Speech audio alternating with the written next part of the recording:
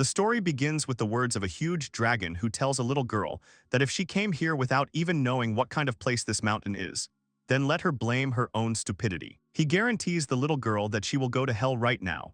The little girl starts crying and resists that she shouldn't do this. She cries bitterly, screaming and begging for someone to help her.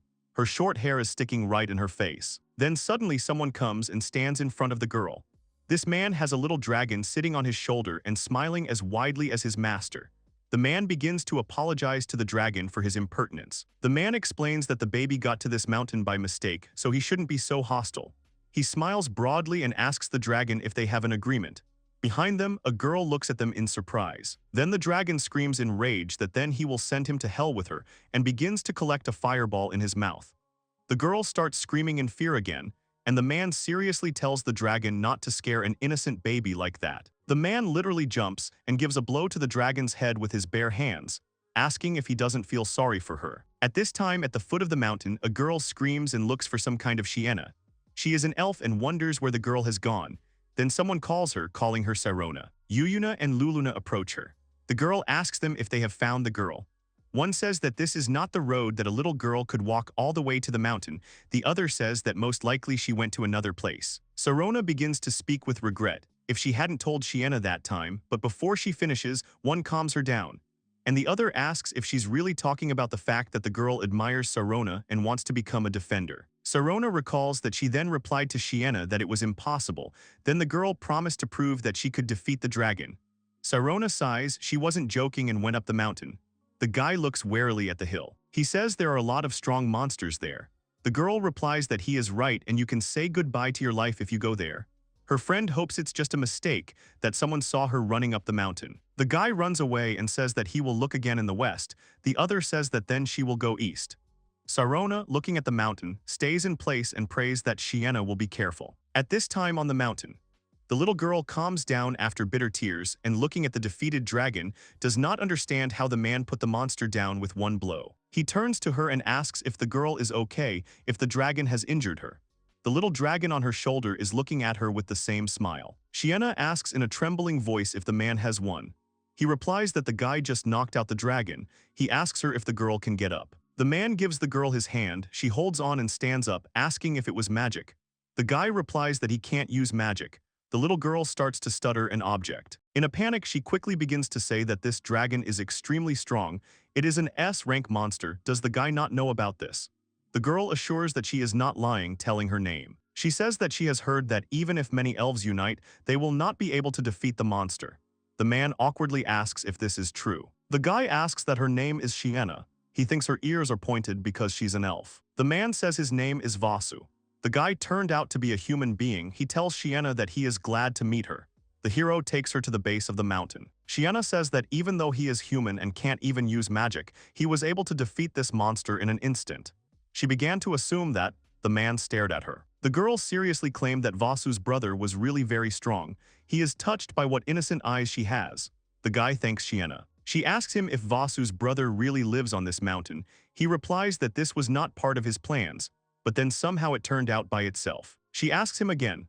Since he lives on a mountain, then in that case the guy became strong because he fought monsters. He thinks about it, then answers that if this is true, shouldn't he be more pumped up? He says his body is clearly not a reason to be proud. Shiena hugs the hero. He confusedly says that she is quite persistent.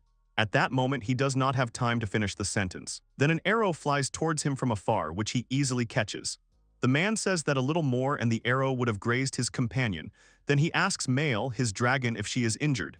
He promised to avenge his companion. The guy starts shouting for the coward who dared to shoot his little male to come out, and it turns out that this shooter has a lot of guts. Shiena asks Brother Vasu to calm down. Someone is coming out of the bushes. Sarona comes out into the light and public view with her gorgeous curved bow, which has been tied many times. The girl was very tense. Shiena screams that it's Sarona's sister. Vasu begins to feel embarrassed and blush. After all, he did not expect that the shooter would be a girl. The hero tells her that he will forgive her only because she is a woman. Shiena says that his face says the opposite and Male bites his hand. Sarona screams that she will force him to let the girl go. Vasu is surprised by the magic, and Shiena asks Sarona to wait. She manages to shout that the boy saved Shiena from the evil dragon. Sarona stops and friends run up behind her and shout that they have finally found the girl. She replies that everything is fine. thanks to the help of her brother Vasu. Vasu is asked if he is a necromancer or something like that. He replies that he is an ordinary person. The girl doubts whether an ordinary person has defeated a dragon, even alone. Shiena screams that this is exactly what happened and that Vasu is very strong. Sarona looks at him suspiciously. The guy says he's not sure if this is true, but he thanks the vase for saving Shiena. Another girl says it was amazing, asking Shiena. Vasu wants to leave and asks him to forgive him.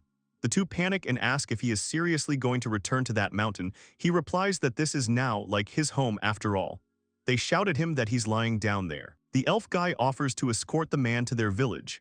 After all, they never thank the guy for saving Shiena, after which he asks Sarona if she is against it. She's just starting to ask what's going on here. Sarona looks at the man in disbelief and wonders if he really protected Shiena from the monsters on the mountain. For a simple person, this is impossible. Besides, he said that he lives there and this is extremely suspicious. The hero looks at Sarona in disbelief, smiling. She says that she cannot invite a suspicious person to their village, explaining that she is the defender of the village. Another says that the boy saved Shiena's life from the dragon. Sarona sees Shiena clinging to Vasu's leg and says that since the girl has become attached to him, it is unlikely that he is bad. Sarona says that if he stays one night, she agrees. However, she won't take her eyes off him. They come to a village where many elves live in the crowns of large trees and meet others in the settlement. Everyone laughs and smiles at them, rejoicing at their arrival. Vasu has already managed to get to know many people and discuss some things. Everyone is wondering if he is on the way to creating his own harem, and this is the first time they see someone with such a goal. Vasu awkwardly replies that there were various reasons for that. They ask him why he is so shy. Even the elf understands that any guy would dream of a harem, so he will root for him. Sarona listens to all this and reflects. So the reason for his journey is to create a harem, but it doesn't matter what his reasons are because he disappointed her. Shiena runs up to the vase, calling him. Sarona thinks all the time, let them not tell her that the man plans to take the girl with him, to think that his poisonous fingers would touch such a young creature. She sees a happy Shiena sitting on his lap and asks him if this will be her private place. Vasu awkwardly says that she is still persistent. Shiena says she asked around what a harem was. Shiena happily asks if it's true that she can join brother Vasu's harem because he saved her life. In a panic, he asks her to wait and asks if she is in too much of a hurry. The girl argues, saying that she is already 10 years old. The man says that she is still a child, and she says that she is already an adult. Sarona thinks to herself that she should send this dangerous guy away as soon as possible. Sarona's friend asks the vase if Tomk likes fruits or berries. The hero replies that yes, they do, and he is basically omnivorous. If so, then Sarona's friends will collect them for the hero. Vasu asks to be allowed to help him too. They refuse and say that he is still their guest. Sarona says that if Vasu goes, then so does she. The elf guy says it's rare to see her like this. They are walking through the forest. Vasu asks in surprise if all this is edible. They reply that elves prefer fruits. They tell us that they make various products out of them. Vasu notices the patterned fruit and says it looks so appetizing. He plucks it off, brings it to his mouth to taste it. They shout at him that it is deadly poisonous, but he manages to take a bite with great appetite. Everyone is standing in horror and waiting for what will happen next. He chews the vase to the end, and then joyfully shouts that it is so juicy and so delicious. He says that he resembles a pear in some way, smells like grass. Then he looks around and asks, so where is that poisonous fruit they were talking about? Sarona tells him that he just ate it. Shiena screams that it's so amazing. The girl admires and says that brother Vasu's stomach is just as strong. Sarona is perplexed. She reflects that even though the toter fruits are already ripe, they cannot be eaten without cooking. After all, one bite is enough to cause shock. She makes sure that this guy is not an ordinary person. Vasu is surprised and chewing, he says, is it really this fruit that is poisonous, even though it is very tasty? Sarona examines, feels his body and wonders if he has become stronger after fighting monsters on that mountain, but he has no scars on his body, even his muscles are not pronounced. Embarrassed, Vasu asks her what she is doing. In the evening, a feast is held for the vase. Everyone is sitting at the table and enjoying the food, especially the vase. He holds food in two hands and with his mouth full says that he has not eaten such delicious food for a long time, so he is so happy. Male eats too and agrees with him. They ask him who this little dragon is to him. Vasu replies that she is his comrade. Then Male bites him. Vasu corrects himself and says that she is his fiancé.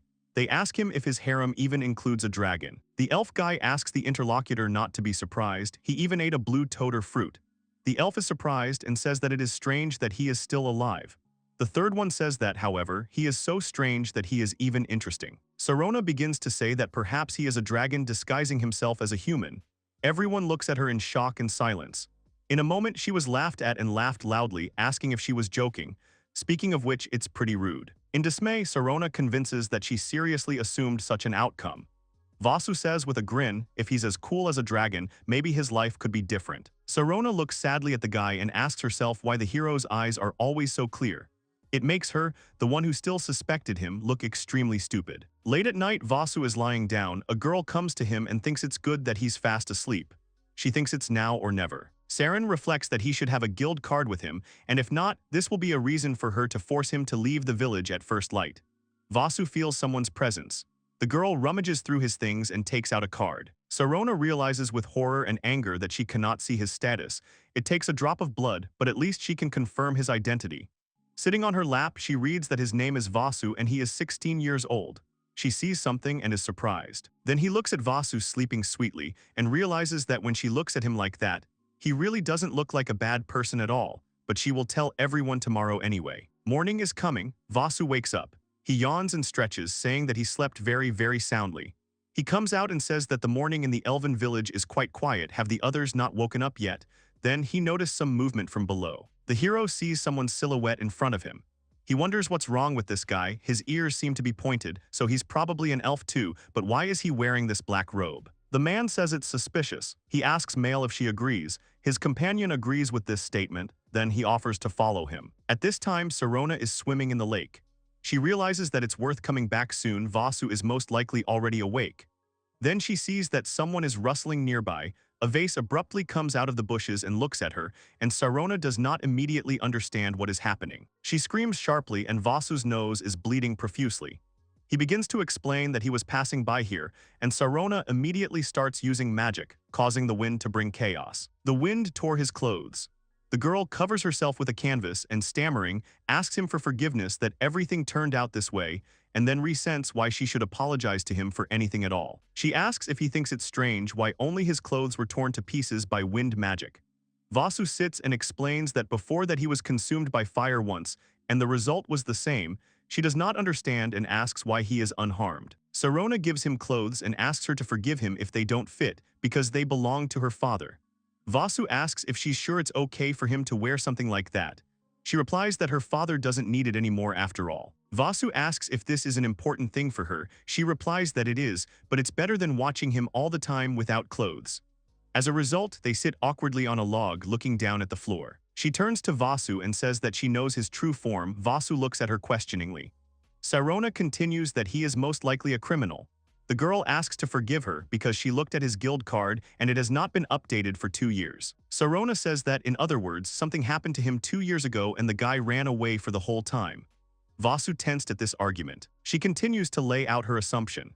The reason why he lives and hides himself on this mountain, where no one would dare even approach, is that Vasu is guilty of something, and she asks him if she's right. Sarona says that she is the protector guarding this village, and she is really grateful to him for saving Shienna.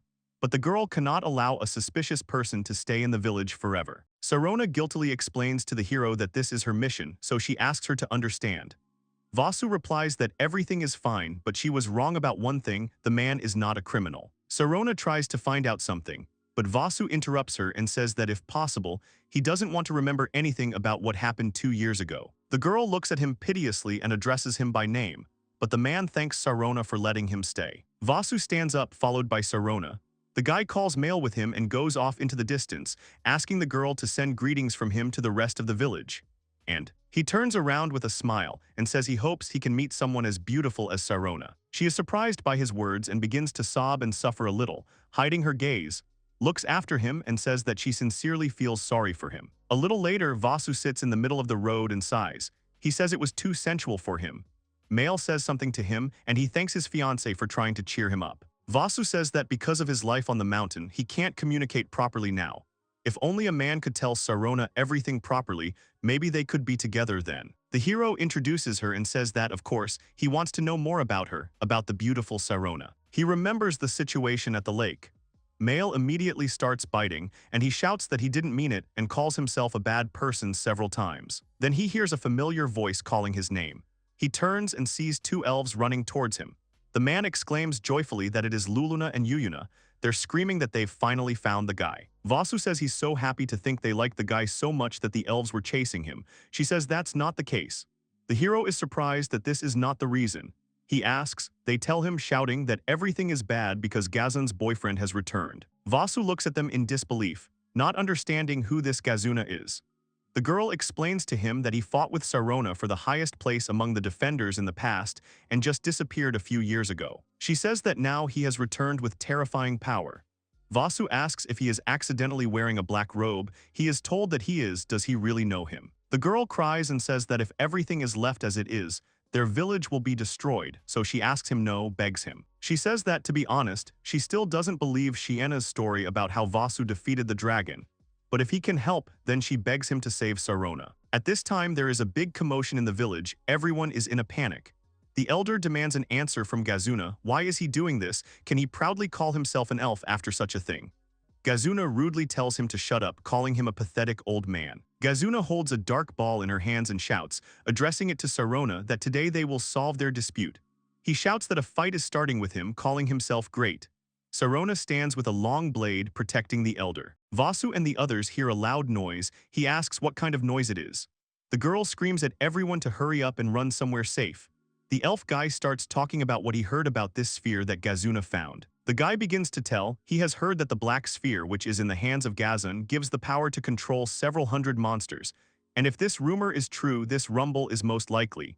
He did not have time to finish the sentence. He finished it with a vase. While everyone was running to safety, Vasu ran up to Sarona. He screams for her. She turns around and asks the man why he came back, because it's too dangerous here. Meanwhile, Gazuna tells the defender that it is useless to invite someone with her. He raises his hand with the ball and says that now, the girl will see his retribution for looking down on him all these years. Gazuna shouts to the elves, let everyone be afraid and run away as fast as they can, calling them cursed. Sarona tenses up and sees from afar how many monsters are rapidly and crazily moving towards them. The girl begins to pronounce the spell. Her friend shuts her up and says that it is useless. Even magic is not able to stop the hordes.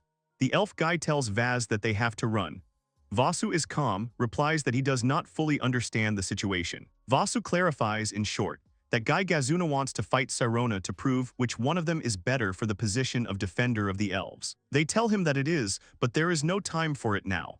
Vasu says that then if Sarona can fight him without worrying about anything. Vasu grabs Sarona by the shoulders and tells her that he will deal with these monsters, so let the girl give her all. Sarona looks at him in disbelief, and he says with a wide smile that she is strong. So the hero is sure that the girl will be able to defeat this guy in an instant. Yuyuna and Luluna ask the vase to stop. They ask him what he's talking about. Does he really want to die? The Gazuna behind says that he will teach him a lesson. After all, he had summoned the B-rank monsters. Does this kid understand that? Everyone freezes in horror. Vasu continues to calmly look at the approaching horde of monsters, and they shout at him that he will die if he does not flee. Vasu only calmly notes that since this is the situation. Sarona sobs and asks to stop all this. Vasu just puts his hands forward and stops the monsters. He grabs one main one, swings it, which pulls all the other monsters with him, and then slams them all into the ground. The monsters are writhing in pain in front of the guys. Sarona looks in horror and asks in the name of all that is holy, who is this vase? Sarona can't believe her eyes that she saw a huge pile of monsters thrown into the air, as if they weighed like cotton. And who would believe that a single person, proudly standing in front of hundreds of enemies, would defeat them all without any weapons or magic? The girl thinks that she is in some kind of strange dream. Shiena says she wasn't lying, and Brother Vasu is really so strong. The main character is incredibly strong. A man with a smile on his face asks if the elves are okay. Gazuna can't believe her eyes. What's going on here at all? It can't be that this whole bunch are B-rank monsters that were defeated by a pathetic little man. He asks Vasu how he was able to defeat the horde, having only bare hands from the equipment. Sarona thinks if the stories that he lived on the mountain with the S-rank monsters and how he saved Shiena from the dragon are true, then it doesn't matter how many B-rank monsters stand in front of him, he won't even break a sweat. Vasu turns to Mr. now that all his monsters have stopped attacking at the same time. Does he still want to continue? Gazuna resists everything and takes out another sphere, shouting that Vasu should not dare to look down on him. Luluna and Yuyuna are surprised that Gazuna had two spheres, black and red. They call him a very bad man. Friends shout at Sarona to get out of there because this red sphere is too powerful. Gazuna says they are too late. A barrier appears that encloses the girl and him in the same area. Sarona asks him if this is really a barrier. Gazuna begins to explain to Divushka that initially, all the villagers whom she loved so much and protected at all costs, Gazuna planned to eliminate right in front of her eyes, with the help of monsters. But some random passerby intervened, and thanks to him, this plan turned out to be a failure. However, let the girl not think that this is the end of it, because the real purpose of the villain was. Enthusiastically, Gazuna says that his main mission was to kill Sarona with his own hands. The villain pulls the sphere into his mouth, while offering the girl to fight and show these pathetic elves who is stronger. A great flow of energy begins. Sarona protects herself with her forearms. She is surprised that her opponent ate the red sphere. Yuyuna and Luluna shout that they will get the girl out of there. However, they cannot break through the barrier, so Sarona asks them to leave. She will definitely defeat him. She looks at the vase and then smiles confidently, as if telling him not to worry about her because she will cope. But after she turned around, simultaneously shouting at Gazuna to come and bite it out, what she saw shocked her. A huge monster loomed in front of her, laughing and gloating. Apparently, Gazuna transformed into a monster. The monster screams in surprise at what kind of power it is, since he can feel it flowing through his body. With such force, you can forget about killing Sarona, because the villain can take everyone away in an instant. He attacks her saying that this is the real him. The defender dodges and holding her blade tightly wounds the monster. Is this small wound really all the damage inflicted on such a huge monster? But after that, he realizes in horror that his wound is regenerating. The monster Gazuna grins and throws Sarona against the barrier wall. She starts coughing violently. She hadn't expected such strength. Worried, Yuyuna and Luluna run up to the barrier trying to reach their friend. Gazuna approaches her and asks where is the willpower that she showed him earlier. He scoffs at her, saying that she is powerless without her bow. The villain says he has been informed that such a useless elf is the current chief guardian of the village.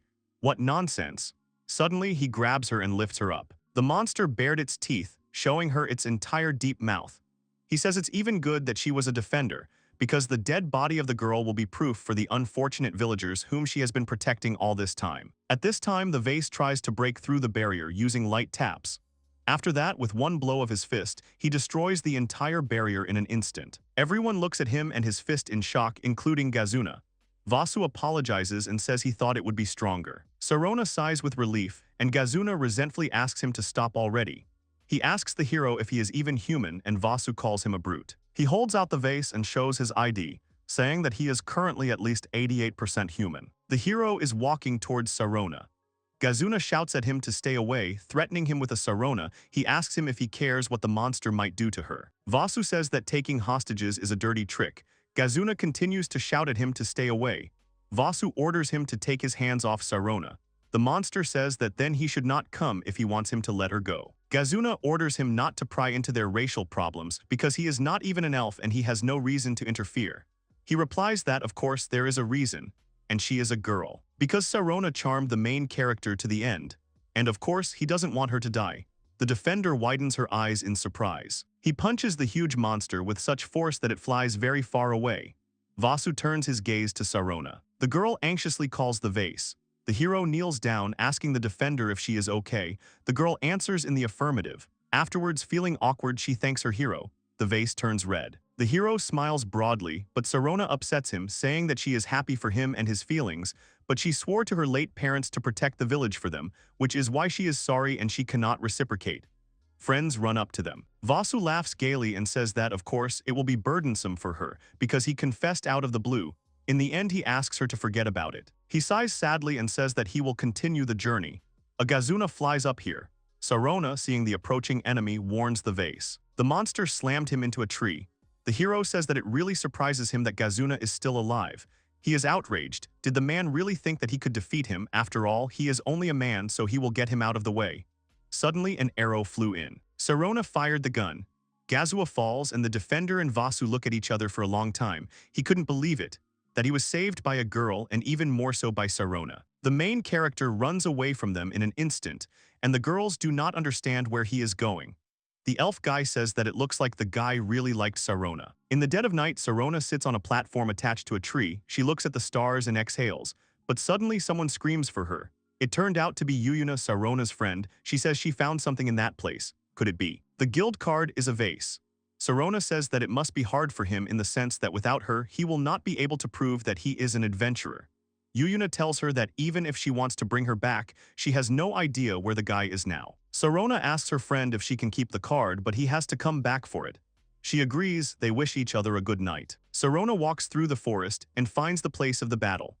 After that, she found a tree into which Gazuna had imprinted a vase where his blood remained.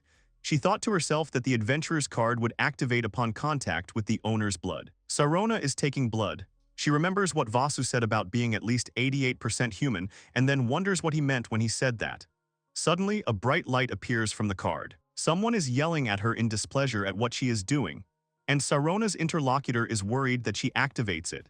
To the surprise of the defender, it was the card that spoke. Sarona is shocked to ask what kind of divine presence it is. She is told that it is obvious, because she is the goddess protecting the vase. The card requires her to take it to where the vase is now. Sarona asks that he has all this strange power because of this goddess. The goddess replies that she didn't do anything, Vasu got all this power himself. Then it hurts, if you live so long on a dangerous mountain, the body adapts and evolves.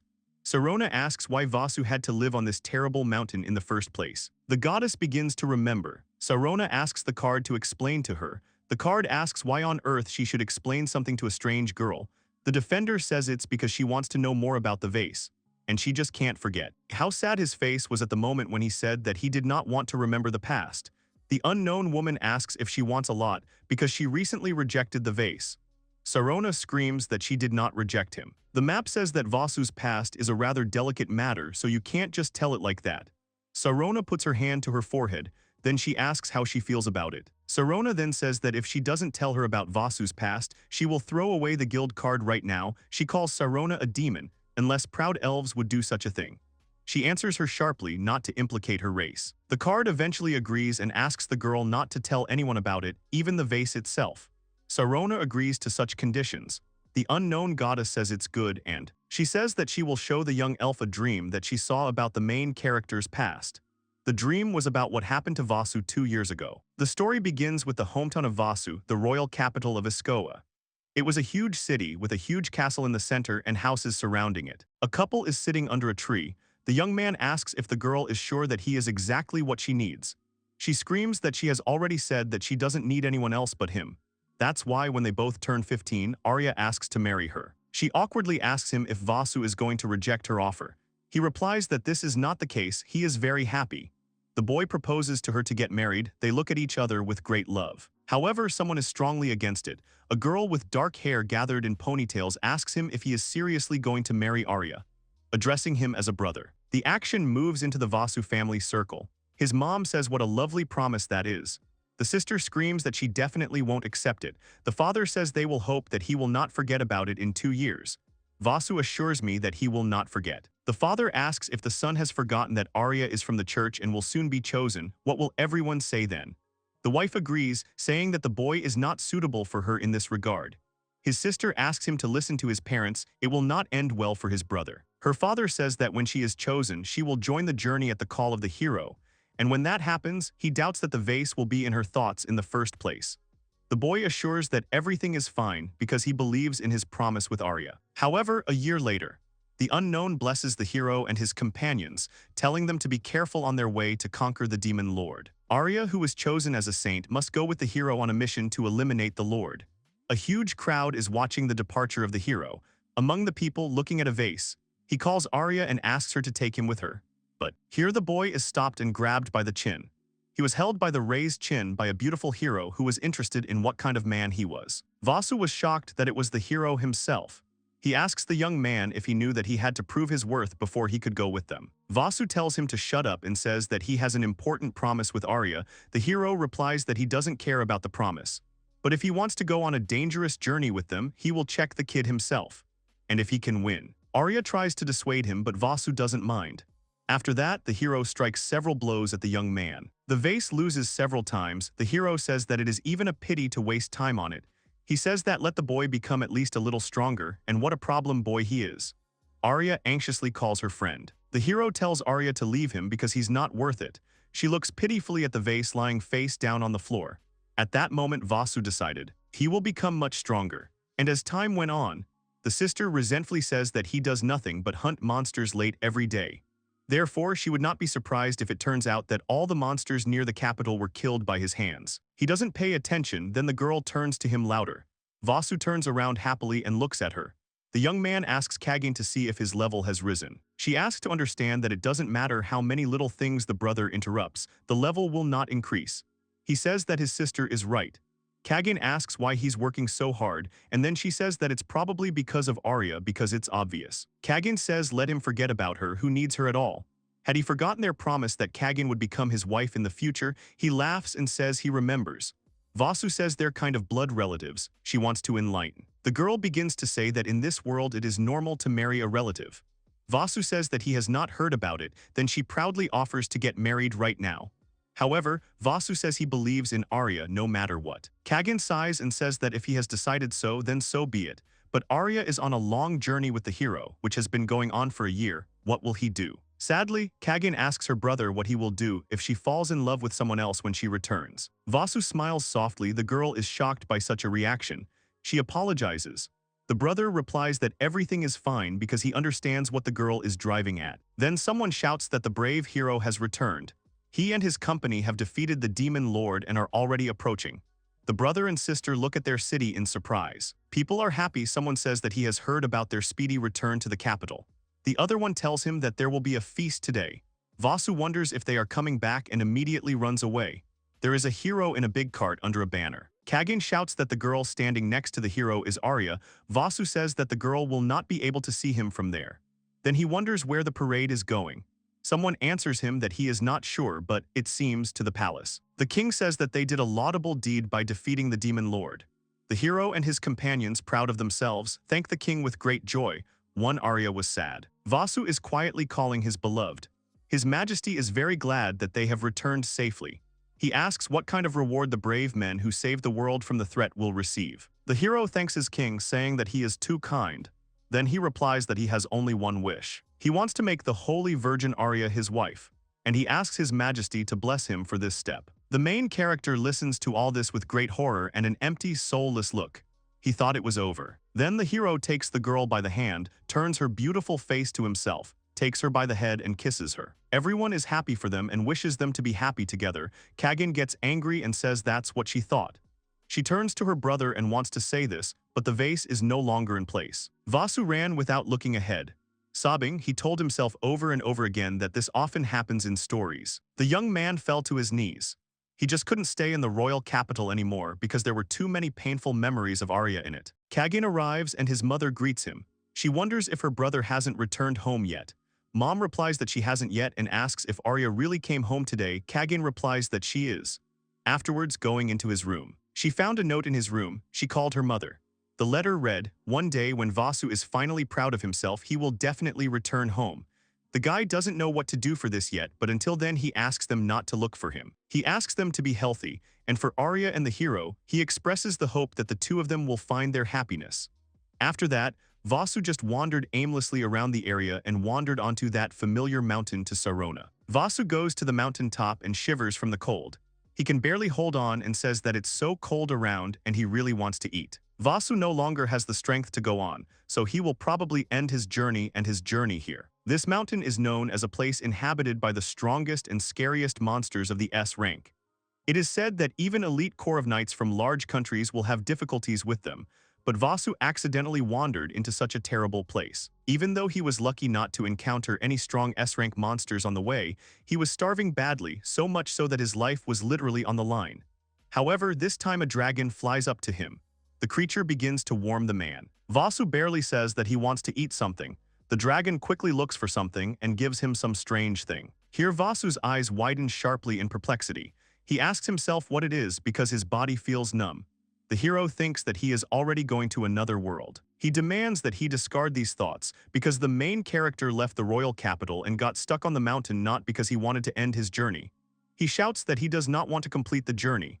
After that, he loses consciousness. After a while, he opens his eyes and stands up in shock, not understanding if he is still alive. The dragon sits on his head, hugging him. The vase is greatly frightened by the approach of a white creature. He assumes that this is one of the S-rank monsters. Vasu assumes that it is a baby dragon. The creature begins to snuggle up to him, laughing lovingly. Vasu asks if she really liked him. The white dragon agrees with this conclusion, and thanks the dragon, they begin to walk together. He says he hasn't met any monsters, but he hopes he can find something to eat.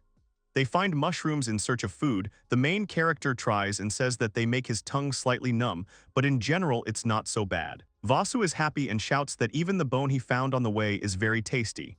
After the dragon saved him, whatever he eats is now so delicious. Vasu suggests trying to defeat several monsters and raise the level. The creature asks about the card. The hero says that this is a guild card. It can show the status of the owner. He thinks it's kind of proof that he's an adventurer. Then suddenly the card starts ringing and the vase gets scared. He wonders why the melody is coming from the card. The card asks if the vase hears her. He looks around and does not understand who it is. The card asks you not to worry, she already knows everything. The card calls him poor and starts crying. He doesn't understand. Then she assures me that everything will be fine now. From this moment on, the hero will meet a lot of good things on his way. After all, she is here with him now. Vasu asks again who it is. The card ignores and gives him its blessing. It turns out to be a goddess who asks him to give his all from now on. A screen appears in front of him. Vasu does not understand why his statuses are written so vaguely, and even inadequate to boot, he does not understand what is going on at all. He sees that his unique skill is gluttony. The status increases when eating high-ranking food or anything above the user's level. Vasu asks what it is. Vasu understands why everything he eats seems delicious.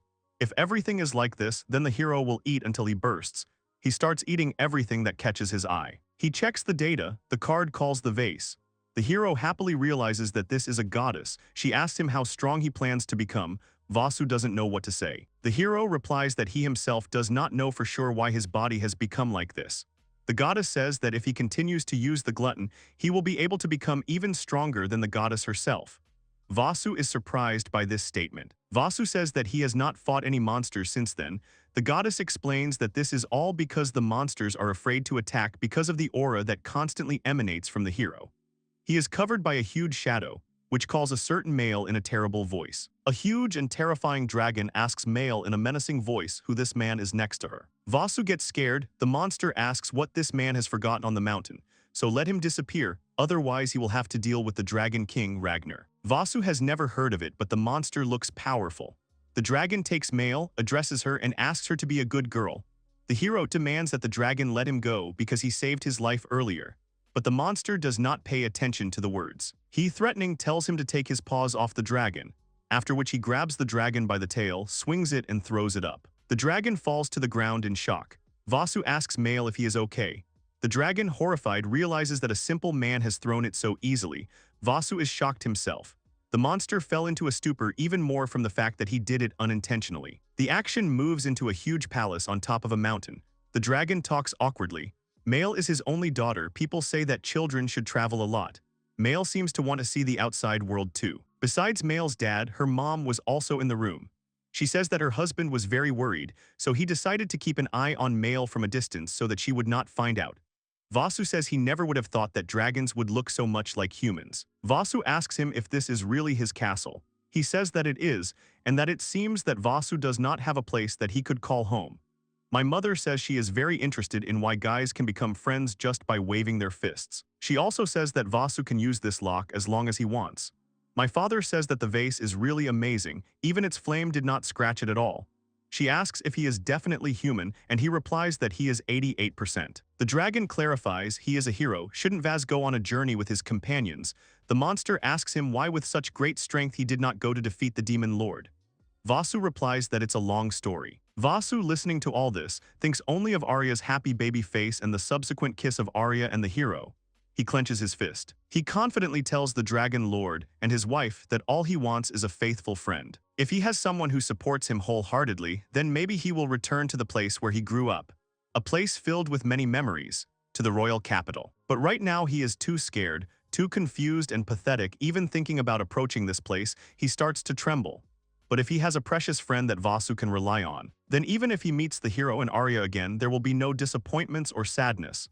Like now, he smiles as he says this. The dragon believes that the hero has been through a lot. Then what does he think about his own harem? It is the dream of any man to be surrounded by many beautiful girls on his journey. Male's mother asks her husband if he is joking. He corrects himself and says that he means if he saves people with his strength, he is sure that there will be at least a couple of girls who will fall in love with him. Male starts to say something. The mother is horrified. Has she already fallen in love with him? The father does not accept this and says that male loves only dad. The vase awkwardly says that he is not particularly handsome, and the dragon says that he is so cute. The Dragon King says that the mother goes there too. The dragon says that Vasu is going to leave the mountain and go on a journey, so Male trusts him. The mother says that this way her husband will not have to worry and keep an eye on her.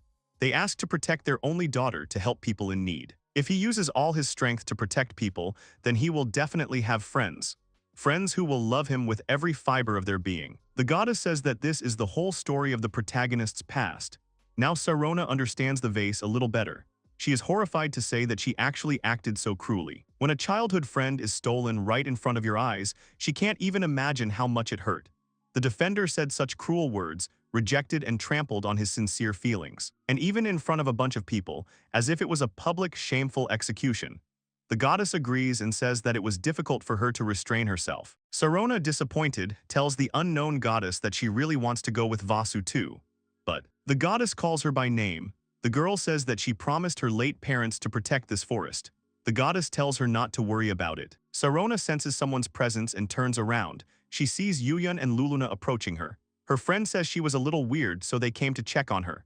Then he apologizes, but they heard everything. Yuyuna says that Sarona should be more honest in her feelings. Luluna agrees and says that the guys from the village are not so weak that she had to protect them forever. He adds that Shiena has already said since Vasu saved her, then her sister has no choice but to join the hero's harem. Yuyuna comes over and asks to take care of this card. Then her friend says that it's up to her to decide whether to join the harem or not. But she won't lose anything if she just delivers the card back to the vase. It's a very important thing for him. Sarona's eyes widen in surprise. She is happy that she will be able to see the hero again. With sparkling eyes, Sarona assures her that she is going to go for the vase. The guys are happy for her. She thanks them and leaves everything to them. Friends wonder if Sarona was like this before. Yuyuna says that this girl's mind is now filled with only thoughts about the vase. Sarona is still not entirely sure what this growing feeling is. However, the girl wants to know more about Vasu, and after she gets to know him better, she is sure to find out exactly what kind of feeling it is. She turns to her parents and says that she is very sorry for the promise, but if they were alive now, then they would definitely have pushed her forward like the others. And that's why this is her first selfish act. The former protector of the elves asks the vase to wait for her. Vasu plaintively asks the guards to do something about it, and they reply that they cannot confirm the identity of a stranger without a guild card, and they cannot allow a suspicious person to enter their city. They shout at him to leave. Vasu says in tears that he has been walking around for God knows how many days because of a broken heart, so he really misses sleeping in a soft bed and fresh bread or soup instead of just monster meat, so he begs them. But they refuse him. Even though he still managed to get this far, he was kicked out, and he reached the fortress city of Lunik. The hero sat down away from the gate and exhaled wearily. He wonders how long it has been since he left the elf village. He remembers Sarona's words and says that this was to be expected because he asked her to join him before he really got to know who would agree to such a thing. Male supports him. Vasu is grateful, but he is fine now. He suggests trying to get closer next time before, as he admits, because the path of the harem is difficult and thorny. But first he needs to do something about the lost card. Maybe he should go back to the village and look for it, but it will be too much for him. To think that after arriving in such a big city he would not even be able to enter it. The hero sighs sadly, not knowing what to do. Then he sees a little girl with fresh baguettes running away from the monster, apologizing and shouting that it was bread for the guests. So she can't give them to the monster. Vasu realizes that a little girl is running towards him, being chased by some huge thing. He hears her calling for help. Then he stands up and hits the monster. The hero defeats the monster with one blow. She admires him, saying how strong he is. In response, he just laughs, saying that she is exaggerating. The girl asks the guy if he is a traveler. He replies that something like that, then the girl asks him to stay at their hotel. Vasu awkwardly says that he can't even enter the city. She is surprised that her savior has lost the guild card. He's afraid he won't be able to accept her offer even if he wants to. The girl says that it is possible to restore the card. You just need to compare the date of registration in his hometown. And if the device that determines whether he is a criminal does not react in any way, the man will be able to get a new card very quickly. She adds that she will have to pay 5 gold coins. She understands from the reaction that he does not have money with him. The girl says that this is very bad because she so wanted to hire someone to work as a bodyguard at their hotel. Vasu asks if it is really so dangerous in this city. She replies that not really, the visitors of their hotel are mostly adventurers who want to relax after the task. But a high-ranking group has appeared, which creates problems. She complains that they behave like masters simply because they are strong.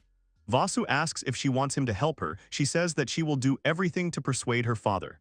She notes that her dad is very strong. She introduces herself and says her name is Lula. The girl is the face of the hotel Wind in a bright gazebo and the future owner. The vase is also introduced, and he says he's a simple man. The girl tells him to take care of them. Male intervenes in their conversation. The girl laughs and says that she also meant the dragon. Verification is underway. He is told that there is no problem. Vasu is surprised by the speed. They say that he has no record of crimes and they were able to confirm that he is from Iskoa so he can enter the city. They are asking to take care of a certain Reagan. Lula proudly says that this is her daddy. He is a great innkeeper who knows how to cook a bunch of delicious dishes. Vasu thinks that Lula's father is just a simple innkeeper. The inspectors say that the loss of the guild card is a fatal mistake for an adventurer, because the high cost doubles as a warning so that they do not lose any more. Lula says that her savior will receive a new card later when he has worked it out. Vasu says he is really grateful to her. The hero asks what he needs to do now. Lula says that her dad will tell him about the typical tasks that can be obtained at the guild tomorrow, so today he can just relax. Vasu asks what other typical tasks are. She explains that they include defeating monsters, delivering something, and so on. And he adds that for a strong man like Vasu, it will be easy. Lula says that Vasu is still an F-rank adventurer, so he won't get a big reward. Then, he will be able to hunt S-rank monsters. And he ends his speech by saying that when this happens, he will be able to visit the hotel at any time. Vasu asks her if she really plans to spend her whole life on a hotel. She replies that he is quite smart. She wanted to tell them about the plans, but as soon as they enter, Lula's mother greets her and asks if she has brought a guest with her. She apologizes for being late and tells me what happened. Mother says she has to thank him. The woman says he arrived at the perfect time because Reagan is cooking something special. Vasu thanks for the hospitality. He looks at the hall and sees that everyone is in groups. He looks at the adventurous girls and thinks that someday he will start a harem. He thinks about how the girls will surround him. And suddenly, he introduces the lovely Sarona and starts blushing. The main character tastes the food and asks what kind of heavenly soup it is. And someone shouts that this soup is disgusting and says that it is called food. A man hears a conversation that it is better not to eat here. Another rude man says that he wanted to try poor food to remind himself how much he is above it. Vasu doesn't understand what's wrong with them. He listens to their claims. The hero realizes that, since he has a room prepared for him, he needs to start his duties. The guy needs his fists, but he hears someone yelling at them to leave. Vasu opened his eyes and saw Lala, who tells them not to laugh at Dad's food. They start to get up and approach her, pouring mud on her dad's food. She resists and does not agree, but then the man throws out a bowl of soup. Then the girl looked at the bowl with a completely empty look. One of the rude people starts asking those present who would dare to say something against them, because they are a group, Black Flame. She screams for them to apologize to her father, but then the rude adventurer pulls his hand to her face, calling her annoying. His hand is stopped by a vase. Then this adventurer also throws mud at the vase and asks who he is. The main character replies that he is just an F-rank adventurer. He calls him a laughing stock, saying that people like the guy don't live long. And he says he wants to teach him an important lesson for an adventurer. Another member of the A-rank group sticks a knife in the back of a vase, but the blade only breaks. All the bandits are shocked. A gang member asks Vasu what skill he has just used. Wao just calmly tells them that it would be better if they continued the conversation elsewhere. Then he easily throws one out the window, saying that they will not interfere with other visitors from the outside. Then he takes the rest and says that they are next. One of them is fluttering. Next, he throws them out too. Sitting on the ground, holding their heads and rubbing their bruises, they assume that the man is probably under some kind of spell. One threatens that he is going to reveal the essence of the young man in front of everyone with the help of his magic, and begins to cast a spell. Lula gets scared by calling for the vase, and the bandit who summoned magic taunts him, saying that now he understands the full power of an A-rank adventurer. Then the smoke clears and they see the vase unharmed. The magician wonders how it is, and then they attack him with swords. Lula screams in concern. Vasu repels their blow with his fist, shouting that such attacks do not work on him. One accidentally falls on Lulu, who had mail in her arms, and she breaks out of her arms. The fallen man says that Vasu lied to them about his rank. The guy calmly replied that this was not the case. Then they hear a growl. Vasu turns and sees the evil male, not understanding what happened. Then she lets out a stream of flame that everyone is thoroughly fried. Only the vase stops her. The rest of the visitors begin to shout and rejoice, calling the vase a dragon tamer. Everyone thinks Male is cute. Lula thanks Vasa. She felt great relief when the gang of these brutes was defeated. Vasu says that the soup made by her father is really delicious. Lula is happy. The girl's mother hopes that the bandits have learned a lesson from this and will not return, but I wonder if they have heard. At this time, a girl is watching him. Admiring, she wonders if the main character will be able to lend her his power. Lula wakes up Vasu, who only grunts in response. She says she had such a good rest, that's why she got up early. She still has goosebumps remembering yesterday's battle. Everyone in the city is very excited because heroes in their city are a rarity.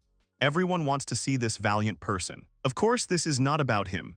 After that, Male became famous and pulled the whole blanket over herself. He says he tried too. The girl does not deny it, but with a fire-breathing little dragon on his shoulder, this wandering hero overcame evil and stayed to rest in their hotel. She asks if he remembers why he is going to the guild today. He claims to complete the task and pay for a new guild card. She says he said it right. The guildmaster is looking forward to meeting Vasu. After yesterday, she smiles at him happily and tells Tom to try his best. The hero wonders if it wasn't the girl's father who should have given him the task. She wanted to accompany him, but she needs to cook more pastries for the visitors. Vasu asks if she will be all right, and she says that, as usual, she will run away but faster. For her, it's like another workout for the sake of the hotel.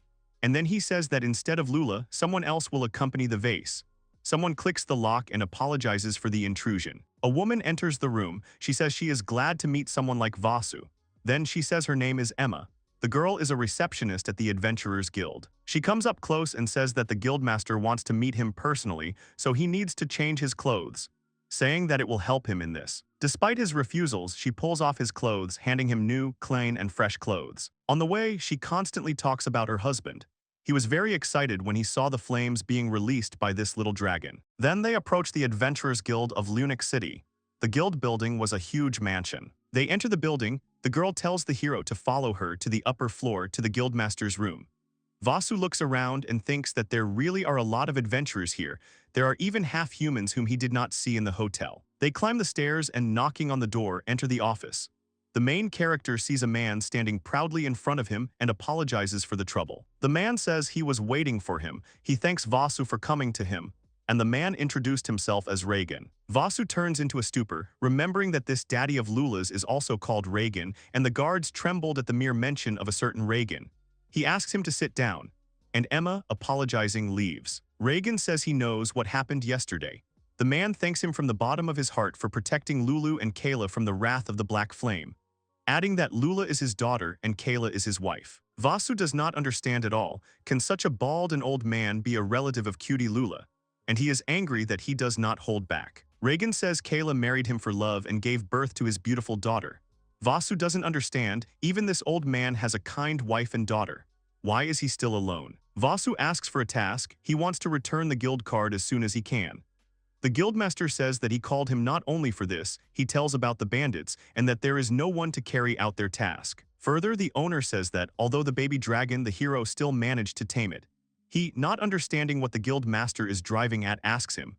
Lula's father answers him. About 2 weeks ago, the merchant said that he saw the silhouette of a dragon. There have been no incidents yet, but there is no guarantee that the dragon will not attack people, so he wants Vasu to deal with it. The hero eventually agrees to this task. The guildmaster promises 30 gold pieces. Vasu is even more happy and says that he will cope. Reagan does not doubt him. Vasu, smiling, says that it is enough for him that Lula's father will provide him with a map, and everything else will only get in the way. Reagan says that the hero can get the card from Emma.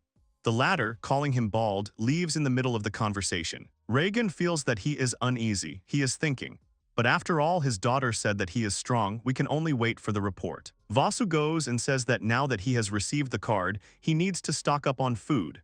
They recognize him on the street and start talking to Male. Kayla wonders if he just found out that Reagan is a guild master. She gives him water and food, and Vasu thanks her. He asks how much to pay. She does not take anything, saying that it is a thank you for yesterday. He reflects that Kayla is so kind, but she is already busy. Then he runs into some girl. She apologizes in a panic. The hero begins to say that it's nothing, but he is already watching the girl who is taking her feet into the distance. He hears that the girl is being chased. Vasu asks if she is being followed. She just looks at him in silence. Then he suggests hiding. The main character hears the voices of men who are trying to find her.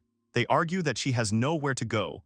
but then they themselves leave in disappointment. Holding her by the shoulders, he will tell her that it is safe now. She recognizes him. Vasu awkwardly introduces himself and the girl praises his name, taking off her hood and saying that her name is Tada. She says she has to repay him. He says he needs to go on a mission. Tada is surprised by his light equipment, saying that apparently he is very strong. Vasu promises to return to the city. Vasu asks her that in return maybe she will tell about herself. Anyway, he's telling her to be careful. She wonders why he would go so far for a stranger. Vasu says that she had such loneliness on her face, and he just couldn't leave a person in such a state alone. They say goodbye, he runs away and says that he will try to return as soon as he succeeds. Tada thinks what a strange man Mr. Vasu is. Another adventurer meets and recognizes the famous vase. The unknown man tells the hero that he was checking the one near the gate. The vase recognizes him. The main character says that he is going to win, and he is also surprised by his equipment, asks to take at least a sword. The adventurer tells him to assemble at least a team, but ignores the vase and moves on.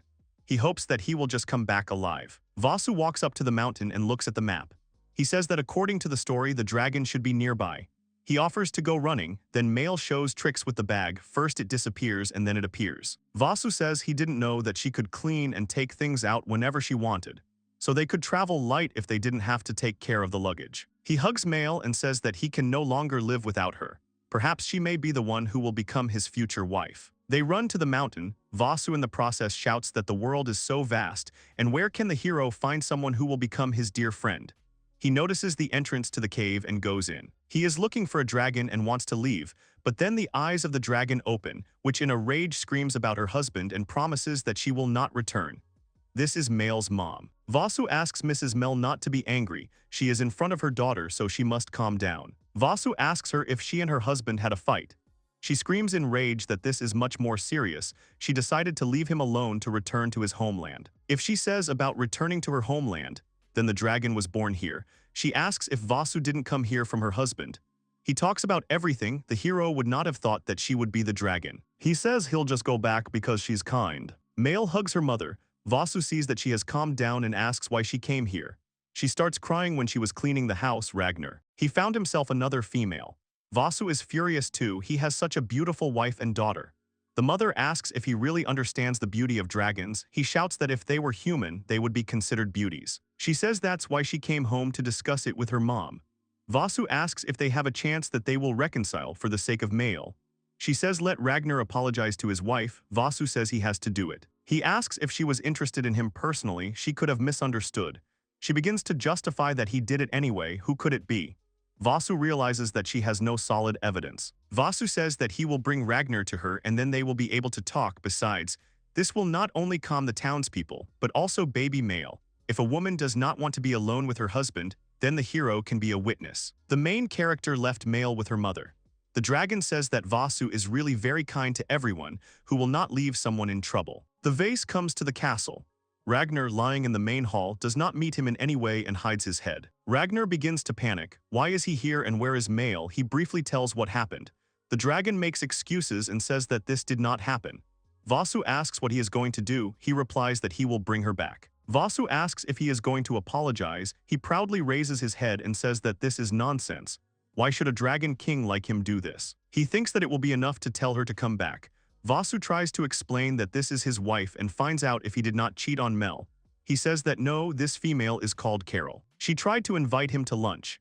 Since his friends were with him, he could not refuse. Vasu guesses everything himself, and Ragnar swears that nothing like this happened. Vasu screams that she is angry for obvious reasons. He also liked the attention from Carol. It is not so easy to let go, even if there was nothing between them. Vasu says he should apologize to her and put aside the title of king. He tells me to imagine what would happen if Mel went to lunch with another dragon and was left alone. Ragnar immediately starts a fire in the vase, not letting him say. Vasu keeps talking. Mel comes and instead of apologizing, she just asks her husband to come back. Then the dragon would be able to forgive her. Ragnar thinks about it and says that no, he will become even more stubborn. Vasu informs him that Mel would be even more angry. Vasu says he has come to take him to Mel, who asks if she will forgive him. Vasu assures that she will forgive him if Ragnar promises not to accept invitations from Carol and apologizes wholeheartedly. Vasu asks to take care of Mel and then lies down next to him to rest. He is tired after running all day long.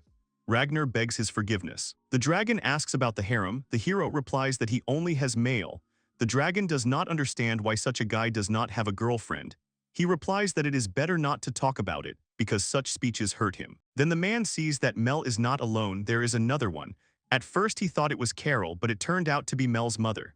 She's scolding her son-in-law. Then Mel flies to the vase and tells his grandmother, who turns and examines it.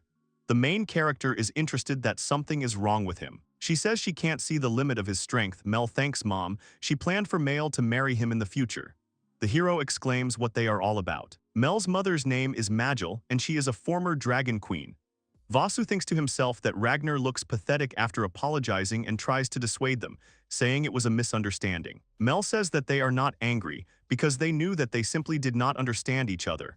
But the dragon wanted an apology in person, and received only Ragnar's speech that he had come to apologize only for the vase. Vasu calls them selfish and wants to talk to Ragnar alone. Mel says that, of course, let them talk. The main character asks if he has apologized. Ragnar answers him in the affirmative. Vasu says that everything else depends on the whims of women. Vasu compares the situation with his parents and says that men usually invite women to a restaurant and treat them. Ragnar approaches Mel and Magil, bows to the ground and apologizes for everything. He will refrain from any contact with this female and distance himself from her. He promises to take care of his wife and says that he would like to take them to the same place and is going to send them to the human moon city. Vasu is worried about how they will go to Tatkami City. Here all the dragons are reincarnated and become human. He is shocked by their beauty. Magil tells him to take them to the city, but Male remains in the skies. Sarona, in search of Vasu, says that 10 days have passed. She asks into the void where the vase is now. Could he have sailed on a ship to another continent? But if you think about it, he couldn't have left without a guild card, and there's a big city nearby. She wonders if he will take her on a journey with him as an adventurer, understands that he could find other companions and create his own harem. Sarona thinks that if this is the case, then there is still a place for her in the heart of her hero. After all, she refused him once, and after that she hardly has a chance to join his harem. Then she hears a conversation. The man addresses a girl named Lula. She's talking to the loader who brought her bread. Sarona approaches them because of the smell, but after realizing that she was drawn to this fragrance because the girl had not eaten for the last few days. Lula asks if she wants to try. Sarona is shy. Lula says that everything is fine. Sarona wants to pay, but she says that this does not need to be done. It's better to stay at their hotel, which is located not far from them. The two of them leave and get acquainted. Lula asks the girl if she is an elf. The defender answers in the affirmative. The girl asks Sarona what brought her to their city. She replies that she is looking for someone. Lula asks to tell in more detail. She begins awkwardly and haltingly to describe the adventurer. Something inside her wants to protect him. The girl hoped that she would hear from Sarona a description of his appearance. Embarrassed, the elf girl talks about her appearance and mentions a little dragon. Lula recognizes him and calls him by name. She tells her everything. Sarona thought that they would never meet again. Lula then suggests to go to the city as soon as possible, asking if she just wants to return the card, and she left the village because of this. Lula asks if she used magic. Because the village of elves is so far away, she replies that she walked. Lula is surprised that it's just for the sake of the vase. She sincerely asks because she loves the vase. The one with red cheeks screams that it is not so. Sarona says that probably Vasu has already found a new partner, so he can't let him join him like this. Lula says he still travels by himself. Sarona blushes. She exclaims if this is true, the idea, saying that she is not at all happy about this. Lula understands everything and says that the hero is now on Missy, which his father gave him, but she can wait for him at the hotel. On the way, Sarona starts to get nervous and wonders if the guy will really accept her. They approach the hotel and see that the vase is already there. The girl blushes even more from this. Lula sees 3 strangers next to him. They ask who it is, and Sarona fell into a stupor. She sadly thinks that he has already found new friends, and he clarifies that it is not strange that such a sympathetic person as Vasu has made new friends. The little girl turns around, telling the 2 elf not to hesitate and go to the vase, but she replies that everything is fine because she is only here to return the card. After that, she asks Lulu to turn the card over for her, and he runs away. Sarona herself doesn't understand why she ran away from him. All she had to do was just call out his name, as it usually happens. She wanted to apologize to him and just ask to join his group, but why couldn't she do it? Why she did this, it makes her feel extremely depressed and at the same time lonely. Suddenly, she felt some strange sensations. She cries and does not understand what kind of chest pain it is. It seems that before she had time to realize, the girl had already fallen in love with the vase. Reagan asks Vasu if he really thinks he will believe in his fairy tales, and these people who are sitting on his right hand in front of him, the Dragon King and his family. Magil says he won't believe the words, so let him undo his transformation. There is a loud noise coming from the guildmaster's room. Emma asks what it was. Reagan shouts that he believes them and asks them to return back to human form. Vasu is happy that his mission is over. He is waiting for a reward, a new rank and a new guild card, and he also asks about good restaurants in the city. Vasu says that Reagan is going to give them a tour of the city personally. In any case, they will have to spend the night at this hotel. Lula comes up and tells about Sarona, passes the map. The vase raises her head and thinks, where is Sarona now? Mel tells her mother that she would never have thought that a human city would be such a beautiful place, and she agrees. Kayla says that just walking through the streets of the city is also good. She doesn't have much to do at the hotel today, so maybe they'll go have fun together. They enter the shooting range. Magil easily hits all the targets. Mel admires Mom, and Emma says she hit all the targets. At this time, the king is looking at the menu and thinks that he will order a lot of food. He thinks this is quite enough.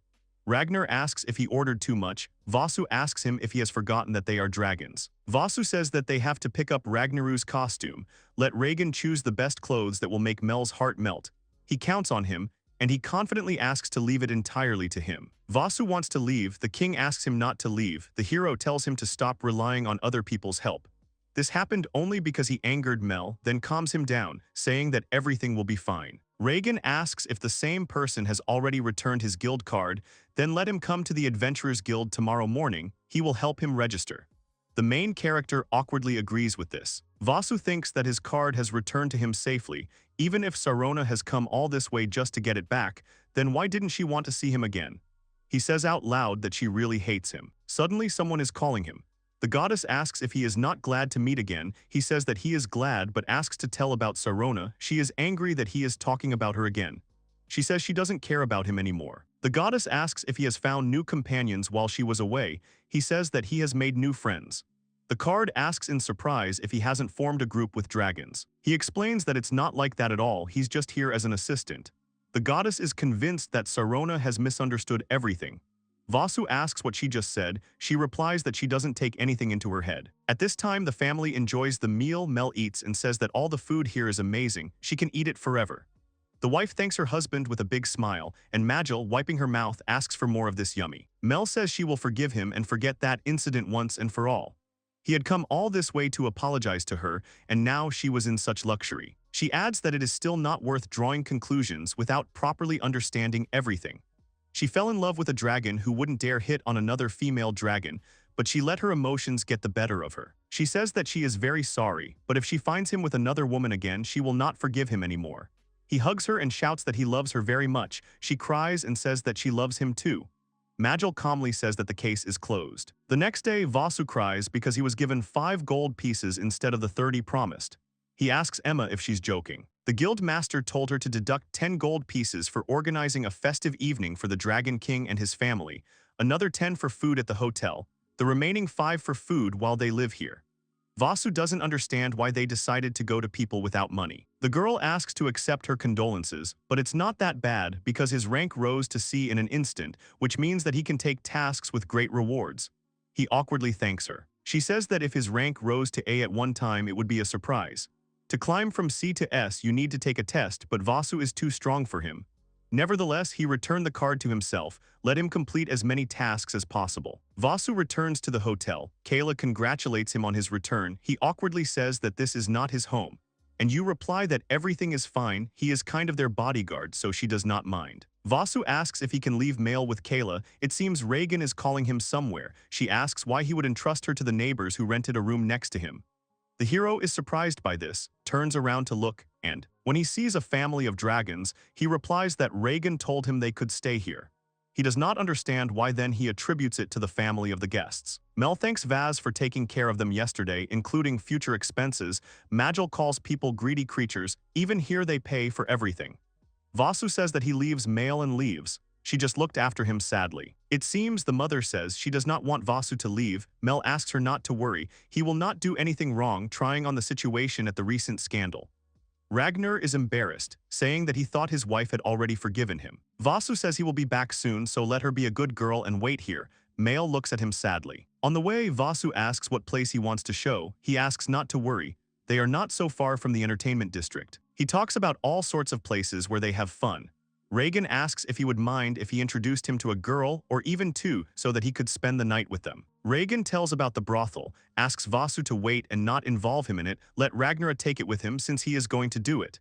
He says he's not going to, he just wanted to visit the owner. Reagan asks the man if Vasu has never visited such places, because he is already of age. He admits that he has never. They enter the building.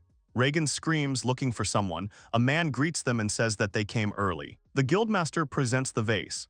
The man's name is Garrett and he's the owner. He is pleased to meet him because he is so ambitious. Vasu awkwardly shakes his hand. Garrett asks to come in. He has prepared a special room. They see Vasu looking around and nervous. The man asks what's the matter, and Reagan explains that he has never been to such places before. They sit down on the sofa, the girls stand in front of them and the hero is asked to choose one. At this time Vasu thinks only of Sarona. A lady with dark hair approaches them. Garrett praises her. Vasu recognizes her immediately because he saved her from bandits. Tada, smiling sweetly at the audience, says that she is so glad to know that he still remembers her. Vasu tells everything and so does Tada. She openly admits her love intentions for the vase. Seeing Vasu's reaction, she asks if she is not good enough. He says that this is not the case and drinks. Garrett is talking to Tada at this time. Reagan tells the guy to wait. After all, the glass is his with strong liquor. The vase spits out the drink and then just turns off. After a while, he wakes up from a headache and realizes that he is lying on Tada's lap. He asks himself what's going on. The hero crawls away from her, saying that he is sorry. Tada says that he just fainted after drinking. She offers him water. He takes it and asks where they are and Reagan. She replies that this is her room and he left, asking her to take care of him. Vasu apologizes for the inconvenience. She laughs and says that she is used to looking out for such people. Here Tada begins to take off her clothes. Vasu closes her eyes in horror. She continues to approach and seduce him, saying that he can do anything with her. Vasu realizes that his heart is still not ready for this. The guy screamed and then asked the tattoo what she was going to do. The girl continued to hover over the guy and then said that she was going to spend the night with him to get to know him a little better. The hero excitedly asked, moving away from the girl, if they were in too much of a hurry with such events. Tada blushed and then apologized to him, saying that she could not have thought that Vasu had never seen a female body. To which the guy said that it was not the way the girl thought. Then he took the blanket, putting it in front of the girl. Vasu said they could just chat. He began to wrap the girl's body with a cloth, asking her not to offer herself to him, as she was doing now. Blushing with embarrassment, the guy looked at the girl seriously, telling her that she should have appreciated herself much more. Hearing the guy's words, Tada froze at first, and then, lowering her head, let out a laugh which turned into a real and loud laugh. The guy looked excitedly at the laughing girl, not understanding what he had said so funny. The girl tried to stop laughing, explaining that it was the first time she had heard a customer of this place say something like that. The guy looked at the girl in surprise, who continued to laugh again, and then called the guy by name. She smiled at the guy, pressing her hand to her chest, saying that Vasu was really so strange and kind. Then she thought about how she felt like a bad woman at that moment. She couldn't believe that she had tried to deceive someone as honest as a vase. The guy was a little surprised by the girl's words. Then she said that she accidentally spied how Vasu defeated 3 adventurers in front of the wind in a bright gazebo hotel. Then she persuaded Reagan to give the guy to the girl for a while. Vasu asked, sitting opposite the girl on the bed, why she was doing this. The girl only said that Vasu was a very strong man, so she thought that maybe he could lend his power to Tada. Then the guy realized that those Tada's pursuers were still trying to find her. Then the guy thought that this problem turned out to be much stronger than he thought. He told the girl not to worry and left it all on the vase. Then he asked who he needed to deal with. Listening to the guy, the girl doubtfully asked, clarifying whether he really did not need a reward. The guy just smiled, saying that Tada didn't have to worry because he didn't need the money. The girl was embarrassed, saying that she didn't mean it. She looked away and awkwardly said that she had never paid him for his help. And so she offered, if he would agree to borrow his power, Tada was ready to do anything. Vasu squeezed the girl's shoulders in his palms, and then repeated again that he could not leave a person in trouble all alone. He smiled, looking at the girl, and said, because the girl was now also helping him to brighten up his loneliness. At first, the girl blushed embarrassedly and then pouted resentfully. She asked if she really seemed so lonely in the guy's eyes. Hearing the girl's words, Vasu was scared because he thought that the girl was now angry with him. Then Tada averted her embarrassed gaze, saying that she had a feeling that the guy saw through her, and therefore he embarrassed her by saying such words. The guy laughed in relief, closing his eyes. Then he asked Tada if he could hear her story. The girl agreed with him but asked in return that Vasu also tell his story. And so the girl began her story. She worked at this place to pay off her father's debt, and the people who harassed her were collectors. These guys were very strong, and therefore one of her friends guarded the tattoo, but even this did not help her, because collectors without any hesitation came to her work to kidnap the girl. And then in desperation she called the vase hoping for his help. The guy listened thoughtfully to the girl, realizing that those guys behaved like pigs. Then the girl continued the story that even now her parents were doing everything possible to raise money for the girl. And to help them, she began to work in this place. After listening to Tada's story, he decided that he would talk to that person for the sake of the girl, and then she would be able to return back to her parents. But the girl began to stop the guy, saying that he would not succeed. After all, he wouldn't be able to fight him no matter how strong Vasu was. The guy didn't understand why the girl was saying that. Then she asked him not to do it. And the guy heard how the girl was afraid for him, because if he did, then after the vase he would not be able to stay in this city. The girl put her fists on the sheets, saying that he shouldn't have gone so far for her. If the guy really wanted to help her, but she didn't want anything more for herself than just protection from the thugs who were chasing her. She looked at the guy confidently, promising that she would definitely pay off all her father's debts and return freedom with her own hands. But she was afraid that they would not let Tada leave so easily. The guy was mesmerized by the beautiful and serious girl, who asked him to protect her from those thugs. The guy chuckled, saying that he would accept her offer. But in return, when she felt that she was in real danger, she had not to endure but to call the guy wherever she was. The guy smiled encouragingly, promising that he would immediately run to her aid if she demanded it. The girl wanted to say something to the guy, but he noticed that he saw in her eyes that she took everything very seriously. And therefore Vasu said that he would support any decision she made. The girl looked hopefully at the guy who ran to help her with all the strength he had. Then Tada smiled happily, telling the guy that she was very grateful to him. Then the girl turned the conversation around, asking why Vasu decided to become an adventurer. The guy began to stumble in his answer, then she asked if he had something he wanted to achieve. After a little thought, the guy replied that most likely he wanted to create a group of girls. Tada supported the guy, saying that she was completely confident in her words, because the guy could make a harem at any moment, because Vasu was really kind. The guy admitted that many people had told him something similar, but then asked the girl to notice that he was still alone. Upon hearing this, the girl smiled, and then offered herself for the role of the first lover. The guy immediately blushed, surprised by the girl's offer. And when she saw such a guy, Tada said that she was just joking, because she remembered that he would not like such a dirty girl like her. But Vasu quickly denied this, and putting his hands on the girl's shoulders, said that this was not the case at all. The girl smiled at the guy's honest reaction, noting that the guy was a really kind person. They looked at the hourglass, thinking that they had quite a lot of time, and now they didn't know what else to do. Then Vasu suggested that Tate tell him more about this city. Tell him about the good restaurants and picturesque places in the area. He also wanted to say that he had arrived in this city quite recently, and therefore did not understand how to navigate there. The girl smiled and then said that she would be glad to help him, and they spent that night talking. Time passed and night turned into morning. Birds were chirping outside the window when Tada sleepily opened her eyes. She raised herself up in her arms, not understanding when she managed to fall asleep. And then she opened her eyes in surprise. The girl quickly began to inspect her body for any changes, and then blushed embarrassedly. She was very surprised that Vasu really hadn't done anything to her. From these thoughts, the girl blushed even more, pressing her palms to her burning cheeks, and then she looked at the sleeping guy who did not even wake up. Looking at the guy, she immediately remembered his words yesterday that she should have appreciated herself much more. Her eyes sparkled, then she hid her face in her hands, realizing that this was the first time she had met such a person. Someone who was so worried about her. The guy yawned loudly and long, coming out of sleep, and then stretched, thinking that he had slept well. Then he looked at the part of the bed where the Tada was supposed to beat, but apart from a small piece of paper, he saw nothing. Looking closer, Vasu realized that it was Tada's business card. Walking down the hall, the guy read what was written on the business card. The girl wrote and asked that the guy could come to her at any time because she wanted to hear more about his story. The guy happily thought that Tada liked his story, and then thought that it was time for him to return because mail was most likely waiting for him. But the guy's thoughts were interrupted by the rude words of a stranger. The guy just turned around at the voice, not understanding what was wanted from him. The girl looked at the guy with hostility, and then told the guy not to get anything into his head just because he spent the night with Tada.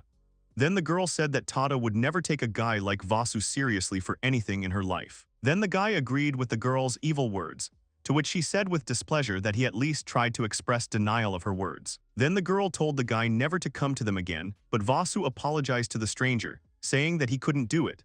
The girl was not satisfied with the guy's impudence, to which Vasu said that Tada herself asked him to come again. The guy showed the girl a business card. She was surprised that Tada would give a business card to such an insignificant guy. Vasu noticed again that the girls called him names, and then a stranger said that the guy couldn't come to them anyway. The girl turned away from the guy, and then said that right now Tada and the others had almost succeeded, so they couldn't let everything go to waste because a guy accidentally joined them. Then she threw the guy out of the building, telling him not to come to them anymore, closing the door behind him. The girl heard from Vasu that she shouldn't have been so rude, to which she only grunted. The girl knew that the owner said that this guy was pretty strong, but that didn't mean to her that they could trust him. She started walking down the hallway, thinking that Nenya was the only one who could protect the tattoo from the bad guys. Vasu was walking around the city. A dragon lay on his head, which the guy asked not to sulk, and then said, "Cheer up, male." The guy said that he was gone for only one night, and besides, he didn't do any strange things. Male spoke up. Then the guy understood and asked the dragon not to tell him that she was jealous of him. At these words, Male began to beat the guy's face with her paws. Then the guy offered the dragon as an apology to let the guy treat her as an apology.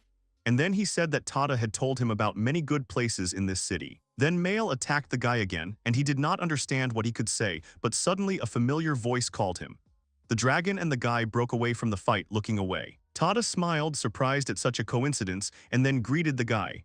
The guy was also glad to meet the girl. Vasu honestly said that he did not expect them to meet again, and then asked if the girl went shopping.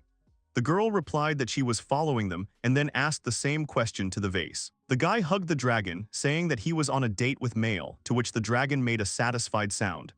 Looking at such a picture, Tada noticed that the two were very close. Then she gasped, saying that she had completely forgotten to introduce the vase to her bodyguard, who was praised by Nenya. The guy finally found out the name of the rude girl who just frowned. Vasu reached out to shake the girl's hand in greeting, but she only hit the guy on the arm. Tata explained to her friend that she shouldn't have done that, but the guy had already guessed that Nenya hated him. Nenya only called the little dragon that sat on her arm. The girl whispered to Male to leave with her for a moment, but she did not understand. Then Nenya asked her if Male could not read the mood of the vase in Tada. Then the girl turned to Tada and asked if she could play with the dragon. To this, Tada replied that she did not mind. Then Nenyu said that the girl could not worry about her, adding that Vasu would be responsible for transferring purchases. The guy wanted to object to the girl, but she took him by the scarf, and then quietly asked if the guy didn't want to get closer to Tada, and therefore he had to be a man. The guy did not even have time to object to Nenya, as she took the dragon with her, began to move away from the couple, saying that they would meet soon. Vasu asked what was on Nenyu's mind, then Tada smiled, saying that her friend wanted to give them some time. The guy still didn't understand why she did it, to which the girl offered him to use this time. They moved towards the market when Vasu asked what they needed to buy. The girl thought that she needed to buy cosmetics and clothes, and then added that she wanted to buy some jewelry for the girls in the mansion. Walking along the streets, Tada did not want to spend money, but those girls were kind to her, and she wanted to say thank you to them as a gift. Soon he came to a jewelry store which looked more like a small shop. Upon entering the store, the girl noticed that jewelry was treated carefully in such shops, and after they were greeted by the seller. Tada looked at the rings in the window with interest, noticing that they looked cute. And while she hummed a tune, picking up jewelry, Vasu looked warily towards the window. Evil eyes stared at him from the darkness that was between the buildings across the street. She frowned as the shadow disappeared. And while he was thinking about what it was, the girl called out to the guy, asking what was the matter.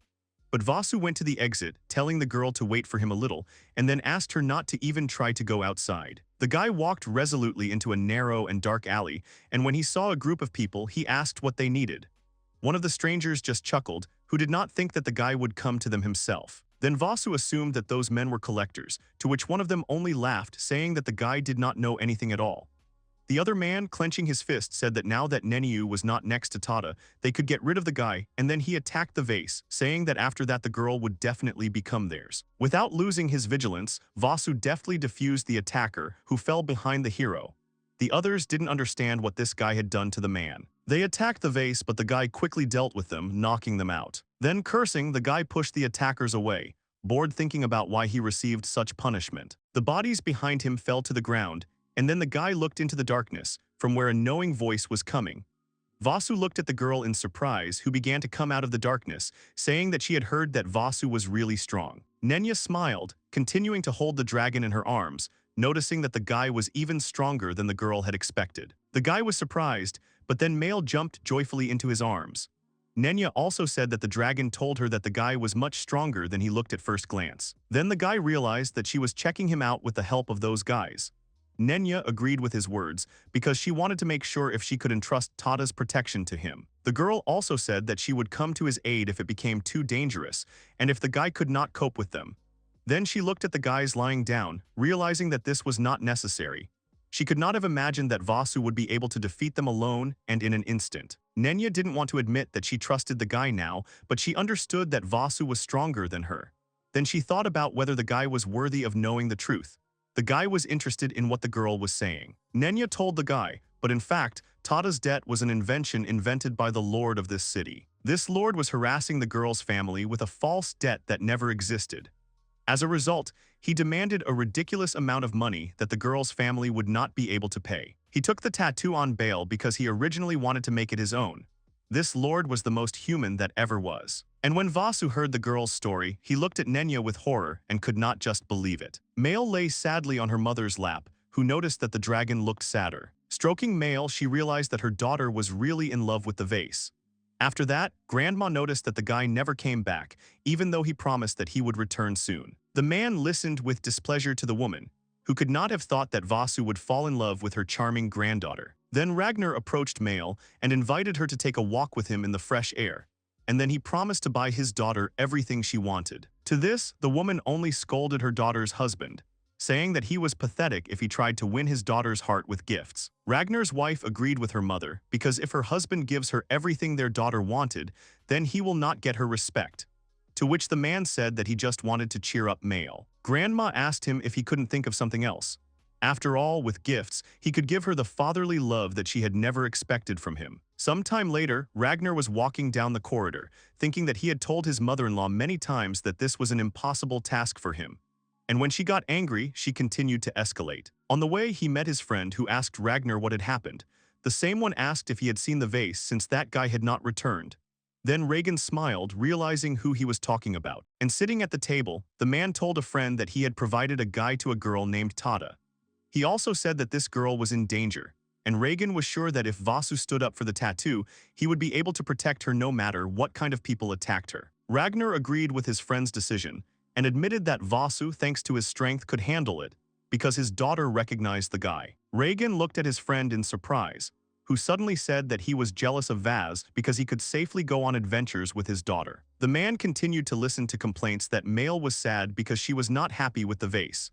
And when Ragnar wanted to cheer her up, but he was scolded first by his wife, and then by his mother-in-law. Then Reagan told his friend that this was how the world worked, and he also had a daughter. He also said that when he spoiled his daughter, his wife also scolded him. But he understood that his daughter would leave them one day and go her own way. So he believed that fathers needed to pamper them and make every effort for the children to respond to their love. Ragnar listened to his friend with tears in his eyes, and then he said that he understood his feelings perfectly, so they had to pamper their daughters while it was possible. They promised that they would buy them what they wanted, and when they had guys, they would beat them first, and then they would ask them questions.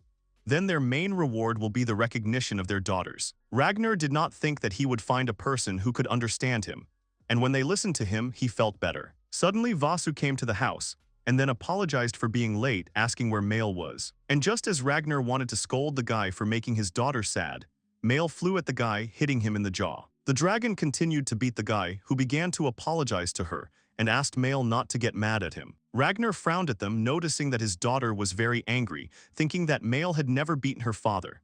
Then the guy suggested that Male take a walk. She clarified, and Vasu agreed that this would be their date. Then the dragon blushed in embarrassment, and then joyfully sat on the head of the guy who praised Male. Ragnar watched as his daughter and boyfriend began to leave the house. Then Ragnar noticed that the heart of his friend's daughter was already occupied.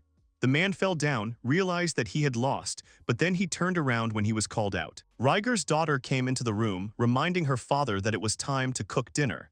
She then greeted the Dragon King. He looked at his friend in surprise, not believing that this girl was Ragnar's daughter. He just smiled, noting that his daughter was the most wonderful treasure in the whole world. Then the girl smiled, saying that she was going to help her father with cooking. Then she invited Ranger to join them. And while the girl was hugging the man, he thought that the pain had left him. And then he mentally asked Mail to forget about the vase and spend more time with her father. Tatu turned around when Vasu returned to the jewelry store. She ran up to the frowning guy. Tatu turned to the young man. The girl asked where he had gone and then reminded him that he was her bodyguard, so he should not have left her alone. Then she hugged the guy's hand, saying that Nenya would not be able to do something like that. But the guy remained silent. The girl called out to him, after which Vasu firmly grabbed her by the shoulders, which Tada did not expect. He started telling the girl that she didn't have to worry about anything. He said that when he was with her, she didn't have to worry. The girl only blushed, and then the guy asked her to be sure. The girl smiled happily and then thanked the guy for his passionate words that touched her heart deeply. Then she patted the guy's hair, who blushed and frowned in embarrassment. Nenya might have told him that story, but he understood that Tada was hiding something. After all, when she told him about the debt, in fact, she was obliged to pay off to the lord of this city, who had power and influence. All these debts were in order to make the tattoo his property. This debt was just a fake. Then, in order to protect the girl, the parents did everything possible, cutting all expenses to pay off the fake debt. Tada herself took harsh measures and sold herself, but at the same time she found allies. And all of them were now gathering evidence in order to prove that the debt was not real. As he knew, they were close to revealing the truth, but the Lord was not idle either, as his lies would soon be revealed. He was sending mercenaries to get a tattoo of him, but then Vasu appeared. Then the guy decided that he would also help Tada and teach this lord a lesson. And while Vasu was thinking about it, a girl came up to them and offered her help. The guy looked at the girl in confusion and then said that they were looking for souvenirs.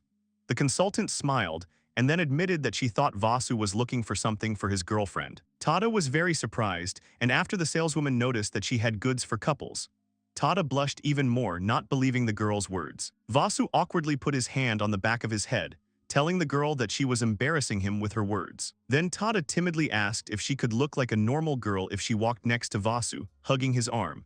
The guy looked at the tattoo in surprise, and then noticed that she had already wrapped her arms around his arm. And then he explained that he wanted to say that she was a normal girl. Then he smiled sheepishly, thinking that he thought the tattoo was more beautiful than just a normal girl. But Tada interrupted him, saying that wasn't what she meant. Then she sadly looked away, closing her eyes and remembering what she was doing. Memories sprang up in her mind. The girl squeezed Vasu's hand even tighter. She hugged the guy's hand tightly. Tada thought that her heart had died long ago when she began to sell herself, but now it seemed like a flower bloomed in that instant. Tada and Vasu looked at the two wedding rings. The girl said admiringly that they were beautiful. Vasu turned around, saying that there were a lot of things in the shop, and then thought that he could buy something for Mail. Then the guy smiled, thinking that he could afford to buy something. At this time, Tada was looking at those two rings with interest. Tada looked at the saleswoman, wondering about these rings. She was very interested in what was engraved on them. The saleswoman then explained that on the man's ring it was written, "I'm next to you, dear." Tada looked at the guy with hope when the saleswoman said that on the woman's ring it was written, "I'm only looking at you." Tada repeated the last sentence, looking at the rings in her palms. Then she looked at the vase again, wondering if she could have made such a wish. She pressed her hands to her chest, thinking about how hard her heart was beating right now. She abruptly called Vasu, who immediately turned to the girl. Then the girl held out the ring in front of him and, blushing and embarrassed, asked him to put it on. They were standing by the window, carefully examining the jewelry on their fingers in the light. The girl was overcome by a strange feeling, because when she was next to Vasu, her heart was beating fast, like a normal girl in love. Then the girl hesitated, asked permission from Vasu so that she could give him this ring. The guy was a little surprised. Then the girl said not to take it into her head, explaining that she was grateful to him because he accompanied her as a bodyguard. Then the guy said that he usually fought with his bare hands. Therefore, he was afraid to break the ring even if he accepted the gift. To this, the girl suggested that he wear this ring when he goes on a date with Tada. She also didn't want the guy to get in the way of anything in the fight. Then the guy promised to wear the ring at their next meeting. Tada smiled, accepting his promise, and then thought about how she could do something so brazen that she was ashamed of herself. After a while, when Vasu saw the girl off, she apologized to him for forcing him to accompany him to the mansion. The guy replied that everything was fine because he was her bodyguard. Nenya praised the guy for his good work, saying that they were counting on him. The guy just smiled, and then thought that it was time for him to rest a little. Then he waved goodbye to the girl and thanked the tattoo for the gift of the ring. Tada looked after him lovingly. Nenya couldn't believe the words she heard, but Tada said not to tell Nenya anything because she might misunderstand everything. To this, Nenya only said that she had not said anything yet. Night fell and the stars were already in the sky when Male angrily beat a guy who did not understand what was happening, and then reminded Male that nothing would happen to him if she continued to bite and beat him. Then the guy realized what she was talking about, looking at the ring on her finger. Male only got angrier at this and then hit the guy in the stomach. Then Male's mom asked her daughter to stop, otherwise she could destroy the hotel. Hugging her daughter, she explained that human buildings were very fragile. At that moment, Ragnar angrily said if Male hadn't been angry, he would have hit the guy. And then he explained it by saying that Vasu exchanged rings with Tadu after he seduced his daughter. But the guy tried to explain that he had received the ring as a gift. To this, Ragnar said that during the time he was protecting the tattoo, the guy could get very close to her. Then Majel said that her son-in-law was stupid, and asked not to complicate things even more for Male. She suggested that everyone listen to the vase because nothing like that happened. Then the guy awkwardly thanked Majel. Then she seriously turned to the guy with the fact that if the guy lied to them, then she didn't care how strong he was. She would gather all the dragons and bring down their power on the guy to punish him. He said fearfully that he would not like it, then he called Male, saying that he had a gift for her. He thought that this piece of jewelry could look beautiful on Male. The dragon flew up to the guy when he said that she helped him a lot, while the guy did not repay her kindness in any way. He apologized to Male. She enthusiastically picked up the gift, and then was so moved that she began to cry. Male snuggled up to the guy who thought she didn't like the gift. Majel told the guy to rest, because her granddaughter was happy with the gift. Male's mom was touched that the guy was thinking about her daughter even when he was with another woman. Rangar was only saddened that his daughter never showed him tears when he gave her gifts. Then the dragon asked if she could sleep with Vasu, which amazed her mother with such courage. At that moment her father shouted that he would not forgive this vase. Morning came.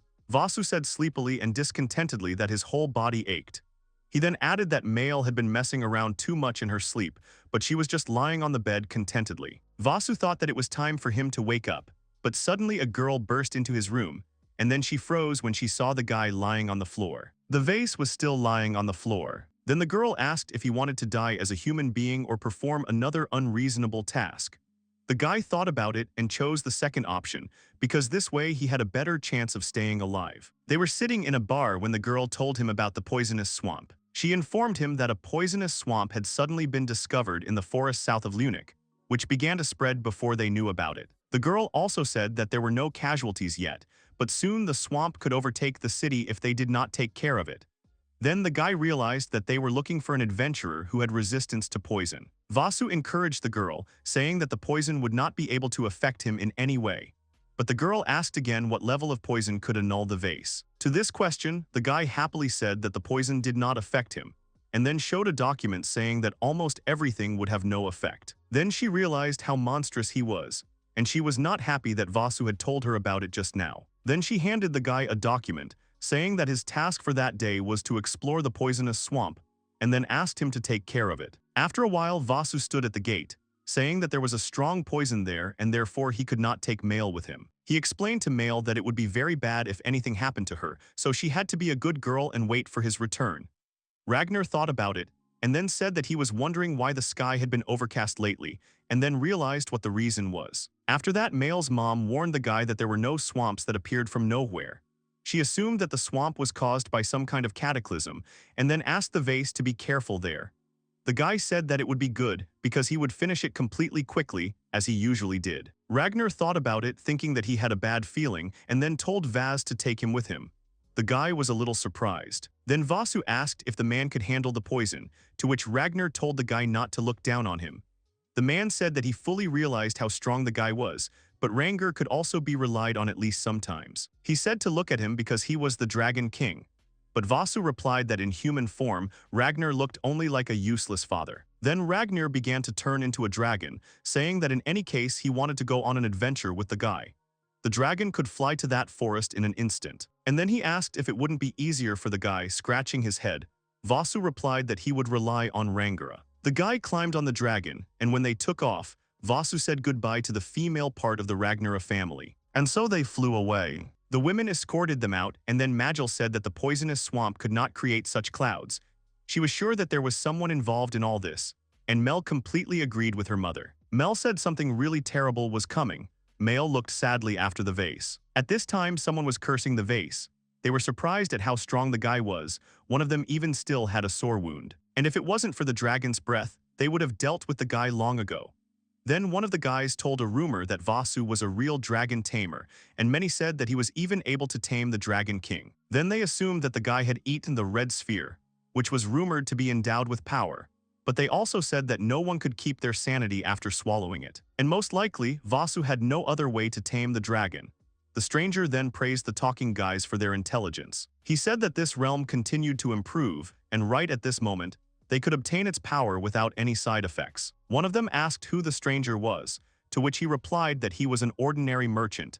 And then he said that the irresistible adventurer had exactly the same sphere. Those did not believe the words of an unknown merchant, to which he said that he had such a sphere. Then he said that he wanted to sell this sphere at a high price in this city.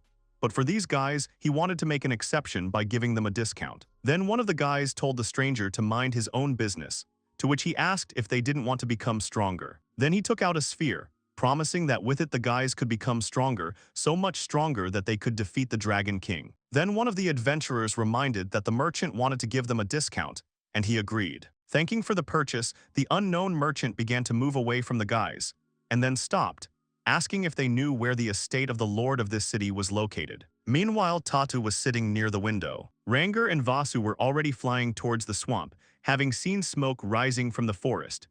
Vasu covered his face with his palm, noticing that the smell was too disgusting even from a distance. Vasu compared it to the purple miasma trying to engulf the forest, to which the Dragon King invited them to enter the forest anyway. Then Ragnar added if the forest was sick enough, then his fiery breath should have been enough to solve this problem, which Vasu forbade the dragon to do. Then Vasu explained it by saying that Ragnar would turn the forest into a barren wasteland if he burned everything there, and that would be bad.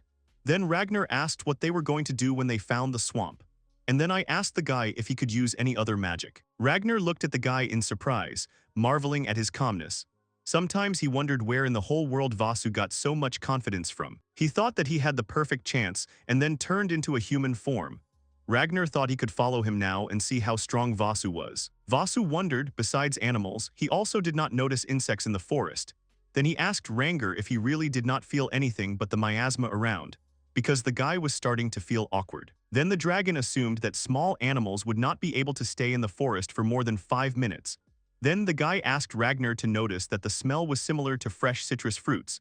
The dragon was a little surprised by this comparison. Then Ragnar asked where Vasu got that superhuman strength from, and the guy asked not to ask him about it. After all, he still wasn't sure himself. The only thing he knew was that Male had saved him. The guy wondered if it started after that strange fruit that Male gave him, or if it was because of the goddess who lived in his card and saved him. Vasu could not give an exact answer. Then Ragnar suggested that the guy then wished that he did not want to die. And then the guy thought about it. He remembered what he had thought then, that he did not want to die. And then he told the dragon that he did not want to end his life as a pathetic person. Ragnar thought about it, realizing that the guy wanted to be endowed with power, and it is possible that then he could not think of anything else. Then the guy added that he hadn't even trained since that moment. And at that moment he was very hungry and put everything in his mouth that came to hand. Then he eats poisonous mushrooms and any bones lying on the ground. Then his stats started to change every time he ate strange things, but the guy doubted that it could be called a buildup of strength. Then Ragnar said that he had lived for several centuries, but this was the first time he had heard such a story. From the divine protection and his daughter's affection for the guy, to the trust of the people the guy met. Then the Dragon King suggested that the guy had the power to attract people to his side. He awkwardly put his hand on the back of his head, not believing that the man really thought so. And then he said that he still had no friends who were human. Then Ragnar said that he would have been his friend, and now he was in human form if the guy hadn't noticed. After that, the guy said that then he decided for himself that he shouldn't have eaten everything. Then the dragon asked, why did he decide that if then he could become even stronger? The guy just smiled, replied that he was afraid that he could become even stronger and eventually would cease to be human. And the Dragon King looked at the guy knowingly. When they came to the swamp, Ragnar noticed that the miasma had become even more, so he told Vaz to be careful, but he said that he would be fine. Then Vasu told the man to stand for a while, saying that Mel understood the reason for the appearance of the poisonous swamp. A toothy monster was looking at them from the forest, who came to greet them. The heroes stared at the monster, began to walk towards them. Liquid dripped from the wolf. Ragnar told Vaz not to touch the monster because its poison corroded the soil, which increased the swamp in size. And one such drop of poison could kill a person. Vasu realized that all they had to do was defeat this monster, and then they would have dealt with the poison. 100 times Ragnar asked the guy not to say that easily because the monster's poison was deadly. Then the dragon said that he would have to use his fiery breath. Noi Wazu interrupted him. It seemed to him that the monster's body consisted only of poison, and then the guy had to hit this monster. Ragnar did not understand what Vasu was going to do because if he went into battle, he could die. The adventurer then jumped on the monster, telling the man that he needed to believe something. Vasu froze, saying that he felt something and then used magic, which made Ragnar look at the guy in surprise. The man was surprised at how easily the guy dealt with the monster. To this, Vasu assumed that the goddess had helped him, and therefore he was able to strike. He then admitted that he was worried when his fist went through the tangent.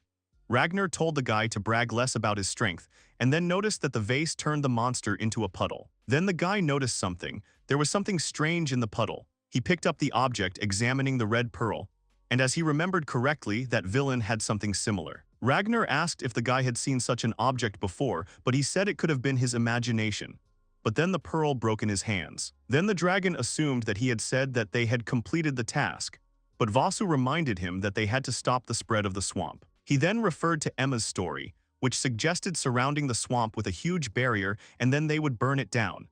Then he realized that this method was no different from what Ragnar was trying to do. Then the guy bent down to the swamp, reaching out to him with his hand, to which the dragon told him not to do it. But the guy did not listen to him, after which he tasted the poison, which the Dragon King was even more amazed at. The man shouted for the guy to spit out the poison, but he noticed that the poison had a rather pleasant taste. Vasu smiled, saying that the poison had a sweet and sour taste, reminiscent of citrus. Then he suggested that there was something he could have done. He thought that he could have drunk all the poison and then plunged his head into the swamp, but the man shouted at him to stop. Ragnar wanted to stop the guy, but he kept drinking. Periodically, the guy surfaced to breathe, and then started drinking the swamp again, which the man had to put up with. After a while, Vasu was breathing heavily, sitting on the ground with a stomach full of poison. He was pleased with the taste of the poison. He did not think there was more liquid than he expected. At this time, Ragnar was sitting on the sidelines and thought about how he almost threw up because he was worried about the guy. The guy only smiled at the man's worries, and then said that now the forest was safe, the swamp had not reached the moon, so everything could be fine. Suddenly, the ground around them began to glow. They did not understand if such a thing could be possible. Suddenly, the light flashed brightly, engulfing the vase. The guy did not understand what was happening and why the light surrounded him. Then the voice thanked the kind adventurer, after which the guy's eyes began to close, thinking about whose voice he had heard. Ragnar watched as the light began to fade, and then he looked fearfully at the unconscious body of the vase. He hurriedly approached the guy, trying to bring him back to consciousness, but the vase only mumbled, and after Ragnar noticed that the guy's stomach was gone. As the Dragon King had expected, looking at the guy, Vasu attracted something really egregious. The Dragon King began to fly in the direction of the city, with Vasu lying unconscious on his back. He began to think about the fact that the guy's strength was far beyond understanding, and the guy was ignorant. But at the same time, he was a kind-hearted guy who wanted to use force to help others. Then Ragnar thought that maybe that was why Male adored the guy, and therefore the Dragon King had to sincerely acknowledge his daughter's choice. He ran that he would lend the guy his power when he needed the vase. The dragon happily thought that from now on they would become best friends forever. The next day, Reagan came to the guy, thinking that he was glad that he could rely on Vasu, who was able to cope with such a task. Then he noticed that the guy looked a little sickly, to which Vasu said that he just had a little stomach ache. The man could not believe that the guy was able to cope with the swamp without setting it on fire, and then asked the guy not to say that he drank the whole swamp. Reagan then apologized to the guy for giving him such difficult tasks. He understood that the guy was strong and asked Vasu not to overestimate his strength. The man got up to leave, saying that he would present the award to the guy later, after which he told Vaz to gain strength. But the guy was not destined to rest. After all, Nenya came in the morning, who said that Tata wanted to meet with Vasu. Reagan wasn't sure if the guy was fit to go to the meeting. But the guy explained that it wasn't like that at all. The girls just wanted to thank him for solving the problem with the swamp. Reagan understood the guy because Lunik was also in danger and he could not be ignored. Then the man wanted to talk more about tattoos. He said they got enough evidence to corner the Lord. And this lord also did a lot of nasty things behind the scenes. Reagan then said that they were going to sue the next day when they had finished gathering the necessary evidence. And Vasu was glad of this, because then Tada could be free. Then the guy thought that Tada could become his first human girlfriend. Reagan assumed that the lord could have taken drastic measures already that night. He could have tried to steal the tattoo. And it was more likely that's why Reagan wanted to ask the guy to stay with the girl. Noticing that the guy is not going to get better yet, Vasu just smiled contentedly, saying that the man could provide it to him. But suddenly the guy felt sick, which made him feel sick, but Reagan told the guy not to dare to do it in his hotel. After a while, the guy was walking down the street of the city, thinking that he felt terrible. He thought that he would cope with the poison thanks to resistance. But now he did not understand what was happening to him. The goddess from the card was outraged. She did not understand what the guy was thinking. And the guy himself could not understand the anger of the goddess. Then she angrily said that Vasu had decided to invite another woman to the map. The guy was a little confused. The goddess explained that she was talking about the goddess of Mother Earth. Then another female voice rang out, which suggested that Vasu wanted to create a harem, and then said that it was good that she was next to a guy. The unknown goddess thanked the guy again for saving the forest and the earth. The guy replied in confusion that he could have been addressed. The goddess of Mother Earth said that she was touched when she saw how the guy tried to save the forest, whose kindness saved those lands, and then offered to show the guy proof of her love and gratitude. She said she blessed him with divine power. But the guy panicked and asked the goddess to stop because he didn't need another blessing. Then the light came on and the guy noticed that his card had changed. He began to examine the map carefully. The card said that the guy was now undefeatable, and because of this, Vasu was unhappy that he had risen in rank again. He was upset that the stats that said he was human had dropped a bit again. The guy assumed that his pain was caused by an increase in the level. Then the goddess suggested that he think of it as an increase in pain. And while the guy continued on his way, the goddess said that the guy should soon get used to the pain, and then offered the guy to rest somewhere. And he was already thinking about it. Vasu was thinking that he had to go to the mansion, and did not notice a stranger on his way. He apologized for pushing him, but the stranger said it was his own fault. Then the merchant noticed that the guy was pale, like a ghost, offering him an antidote. The guy realized that the stranger was a merchant, and he said that although he did not have high-quality goods, he had medicine that Vasu had to look at. Then Vasu offered to take a look at the medicine, because the guy just needed to rest a little. And the merchant did not insist on the goods, telling the guy that he had to rest, and then apologized for the trouble. Then the merchant looked into the adventurer's eyes, smiling strangely at him. Vasu didn't understand what was going on. The merchant walked away from the guy, saying that Vasu could not be so irresponsible. But the adventurer continued to understand nothing. Then the merchant waved goodbye, saying that his name was Shiro, and then asked the guy to buy something from him at the next meeting. Vasu also told the guy his name, and then added that they would meet next time. The merchant finally told the guy to take care of himself. Vasu watched Shiro leave, not understanding what was wrong with him. But right now, Vasu was much more important. It was protecting Tada. After a while, he reached the mansion. He awkwardly greeted the girl. Nenya, displeased, asked the guy why he was taking so long. Then the girl said they were worried that he was sick from the poison. Vasu could only apologize for disturbing them. Then Nenya noticed that the adventurer looked pale. The guy didn't do it because he drank the swamp. The girl realized that Reagan had told the guy the gist of the matter, so she wanted to tell him everything in more detail again, which is a very important moment for them. She turned to the guy, said that Vasu had to be in great shape because they knew what could happen. The girl stopped talking when she saw the vase lying unconscious on the floor. She ran up to the guy and then began to bring him back to consciousness, but he did not respond. Someone was approaching the protected city. At this time, on the other side of the city, a huge group of monsters appeared, making loud noises. The monster was sitting on the roof and growling. Shiro smiled, thinking that even with the 4 red spheres, none of them had turned into the desired shape he had hoped for. And then he added that, fortunately, it should have been enough to make the show interesting. Vasu was unconscious. Reagan was sitting in his office when night broke into him, saying they had a problem. Orlando then spoke about the report of one of the adventurers who had just returned. He said the goblins were heading towards the southern borders of Lunik. Reagan said goblins weren't that much of a problem, but Orlando said there were at least 1,000 goblins heading into the city. At this time, Tada was taking care of the adventurer who fainted while stroking his hair. The guy slowly began to regain consciousness. Tada called the guy and then said that he fainted on the way home. Vasu sat up and then apologized to Tada for the inconvenience because the girl had to put his head on her lap. The girl just laughed, saying that it was not a problem for her. Tatu was worried that the guy had lost consciousness. Even with his incredible strength, she assumed that the swamp had given him a good beating. Then Vasu remembered that after everything happened, he had another goddess. The guy asked the girl to tell him if Vasu was a normal person, but Tada did not understand what he was talking about. He asked the girl to look at him, to feel him, to make sure 100% because it was very serious. Tada agreed to check on him. She ran her hands through her hair, then put her hands on the guy's cheeks. The guy asked if there was anything strange with him, but Tada was silent, looking at the guy's face. She began to lean closer to his face, thinking about how cute Vasu was. Suddenly Nenya burst into the room, saying that she had brought water. At this time Tada quickly moved away from the vase. The girl thanked her friend for her help, who then asked if the adventurer had woken up. Nenya then said she was glad to hear that Vasu had woken up, even though she wasn't worried about him. Then I noticed the vase, even though the girl spoke like that, but her tale gave her away. Nenya put down a tray with water. She heard that Vasu got rid of the poisonous swamp. And after Tada thanked the guy for saving the entire capital. She thanked on behalf of all the residents, to which Vasu only said that it was the least he could do for them. Nenya did not understand how he could cope with that swamp, because it was hard to believe that an ordinary person could cope with something like this. She then said that she was glad that Vasu had returned as a human being.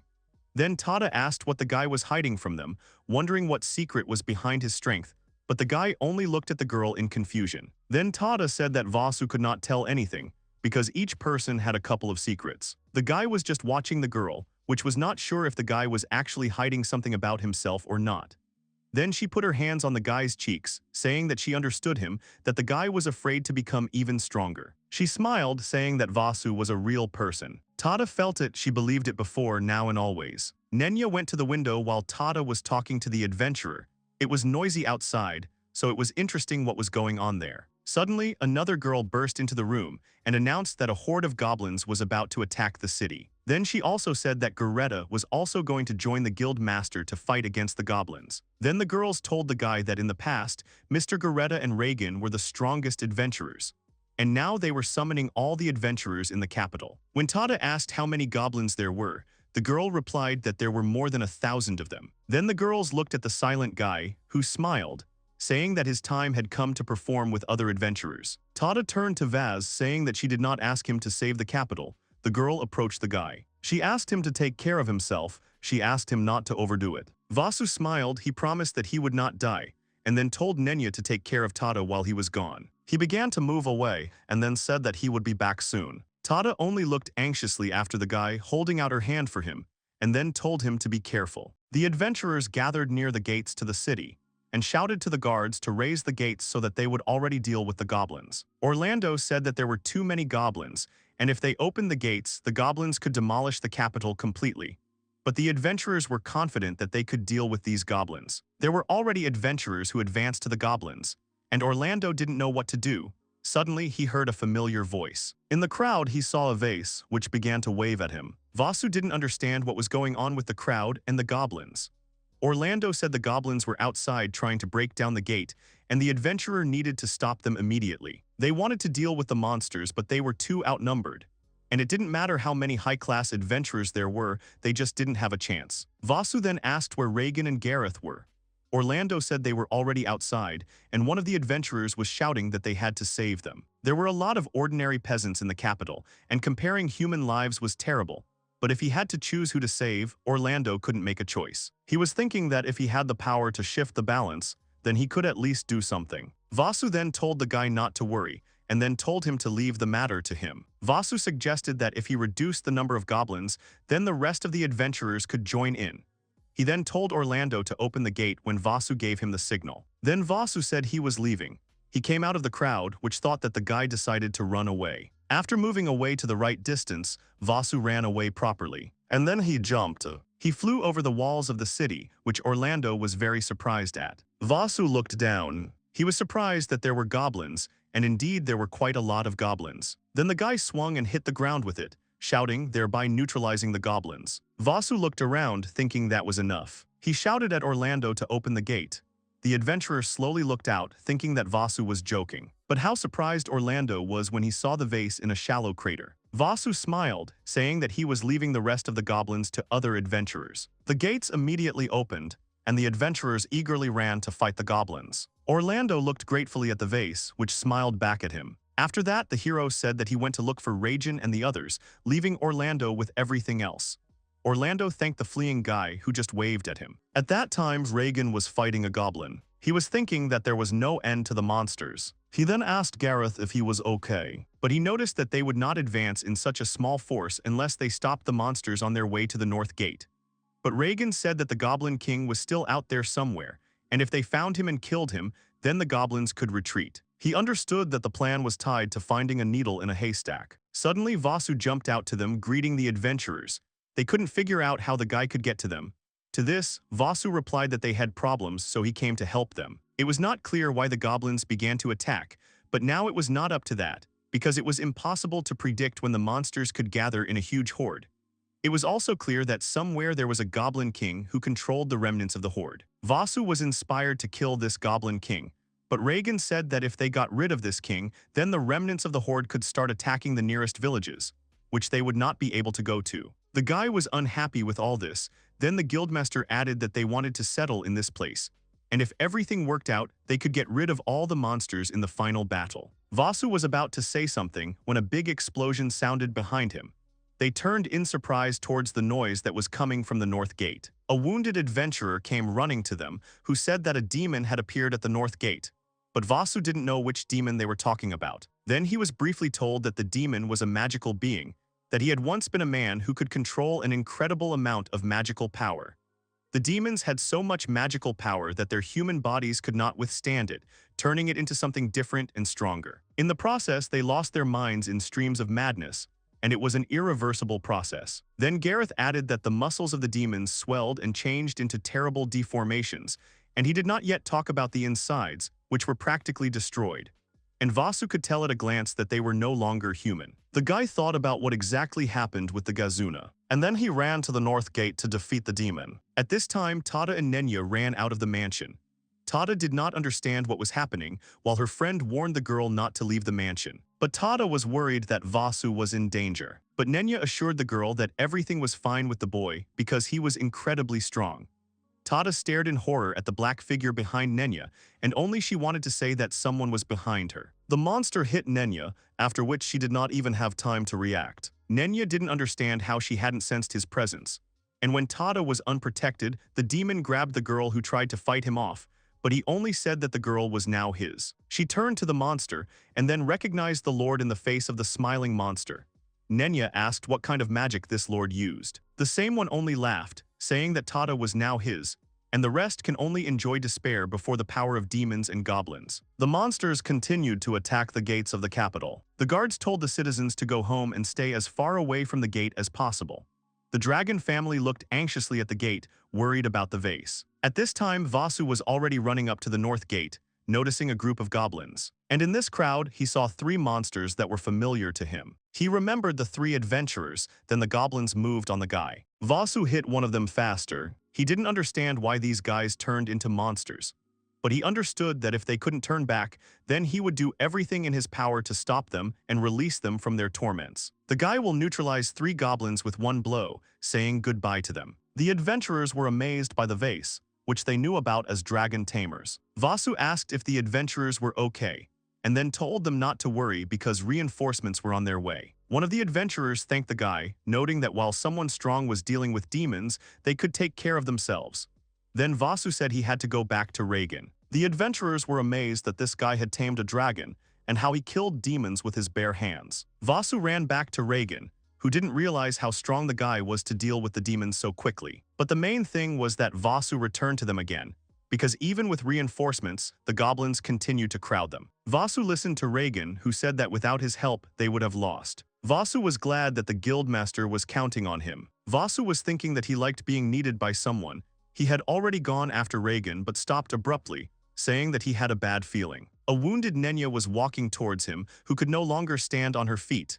The guy quickly ran up to her asking what happened. Nenya was sorry because she couldn't protect the tattoo and she was kidnapped by the city manager. She told the guy that the lord had turned into a demon with wings on his back, so Nenya couldn't do anything. She was sorry. Nenya apologized to Vasu for not being able to protect the tattoo, and the guy was angry. Gareth and Reagan ran up to them, realizing that Lord had taken advantage of the moment and stolen the tattoo. Vasu then asked what the Lord could have done to the girl after he kidnapped her. Then Reagan suggested that he would force the girl to marry him, making her a doll for the rest of her life. Then he could restrict her from everyone in his mansion, could laugh at the girl until he was full. Then Gareth said that Lord had once pretended to be a guest and visited his business while the owner was away. He and Nenya tried to stop Tadu from doing something stupid. She understood that she had asked to work in that place to help pay off debts.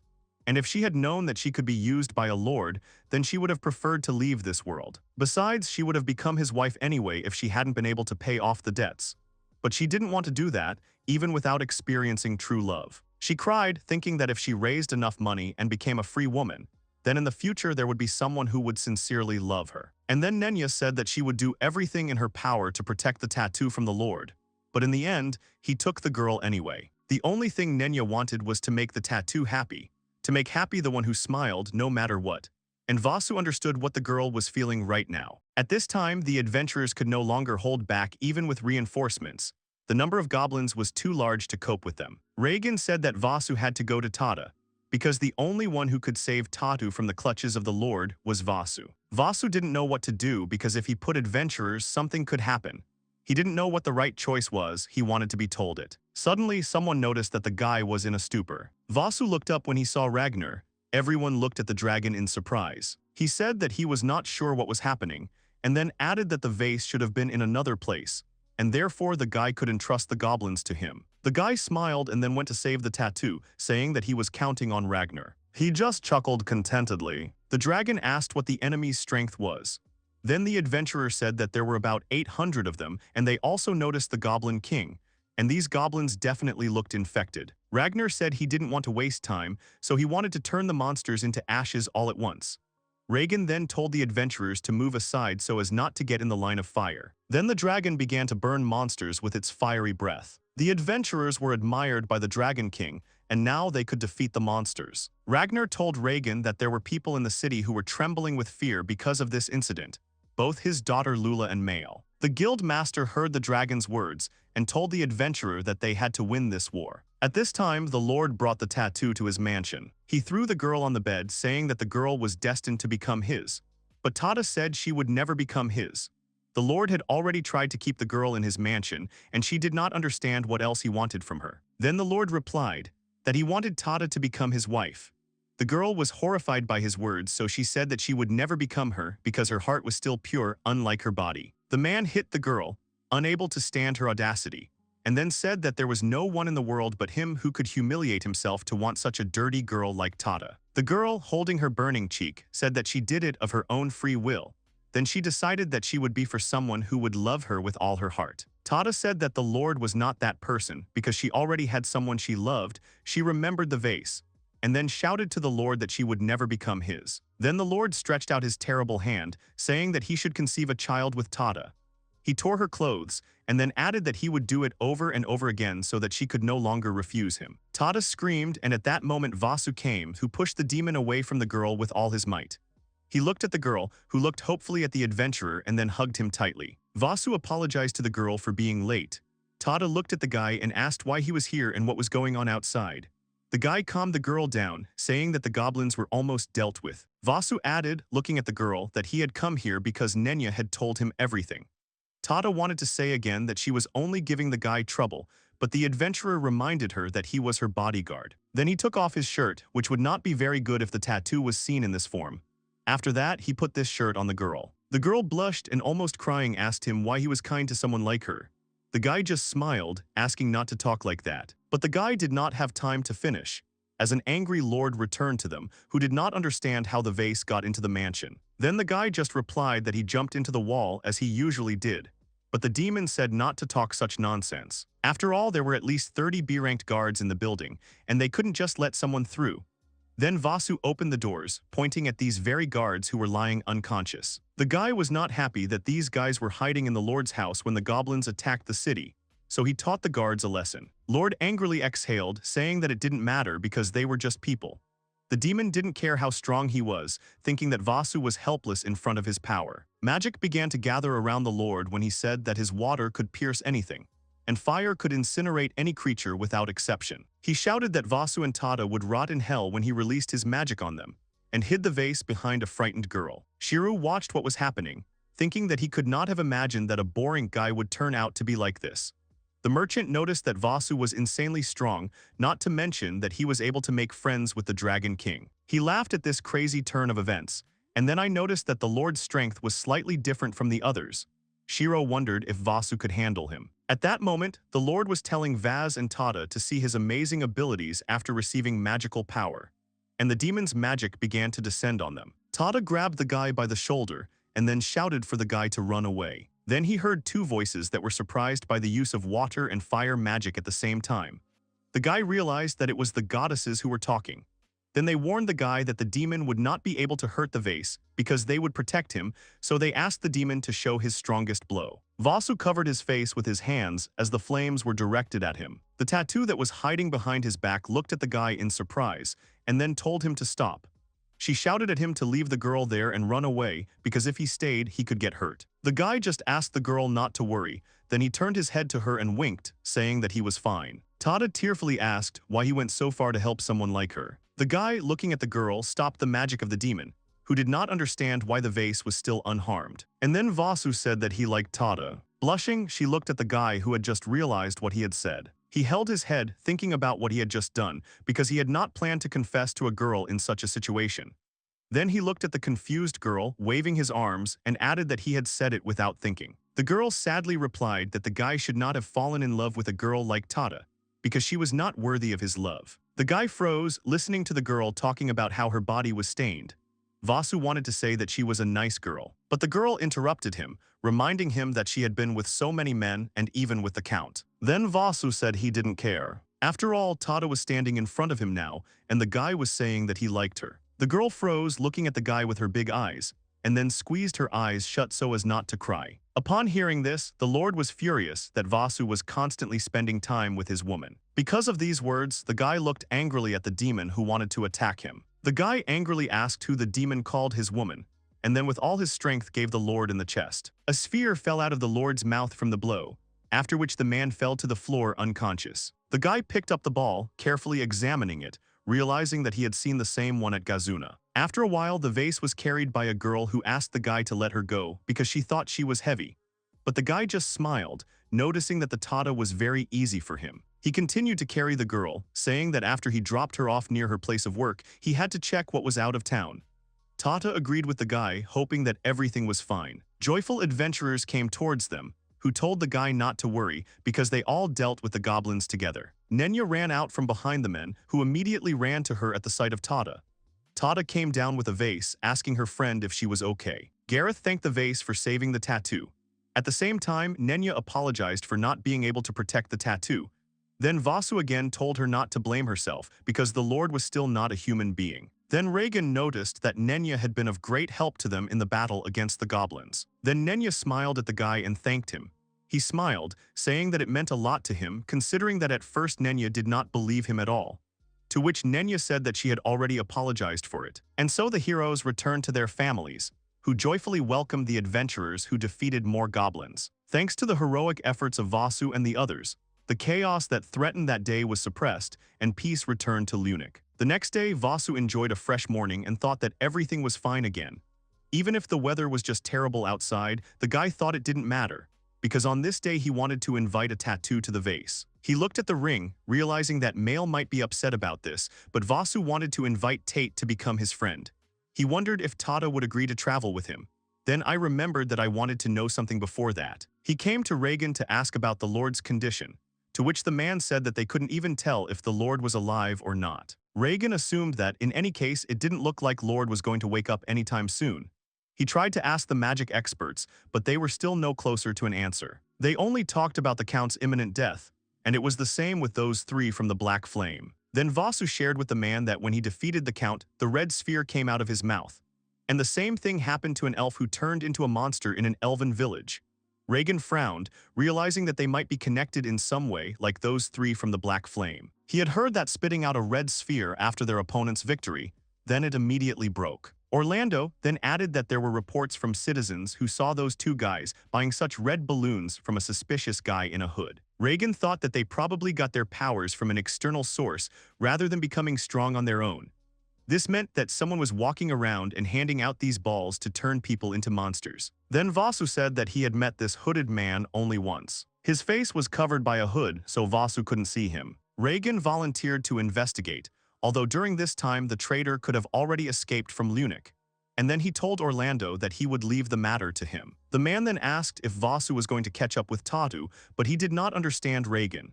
The guildmaster then asked if the guy knew where they could go. They didn't know that those who were still loyal to the Count could do something to the tattoo out of resentment, so she left Lunik with her family. Reagan also heard that Gareth and his subordinates accompanied them. So Reagan thought that since the guy was so close to Tata, he would like to chase her.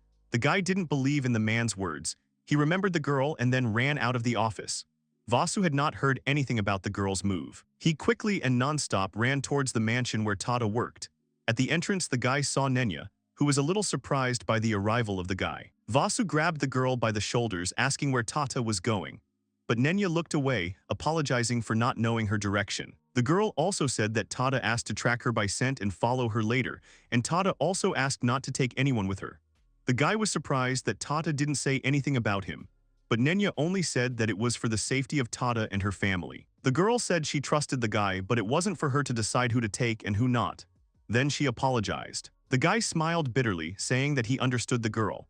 He understood that for Tata, a peaceful life somewhere far away would be the best solution for her. Then Vasu thought, before the rain intensified, to ask Nenya to take care of herself, and then asked her to convey his best wishes to Tata. The cat girl thanked him, then began to move away from him towards the gate out of the city, leaving the guy alone. The guy looked up at the rainy sky, thinking that he had been abandoned again. At this time, Sarona sighed bitterly.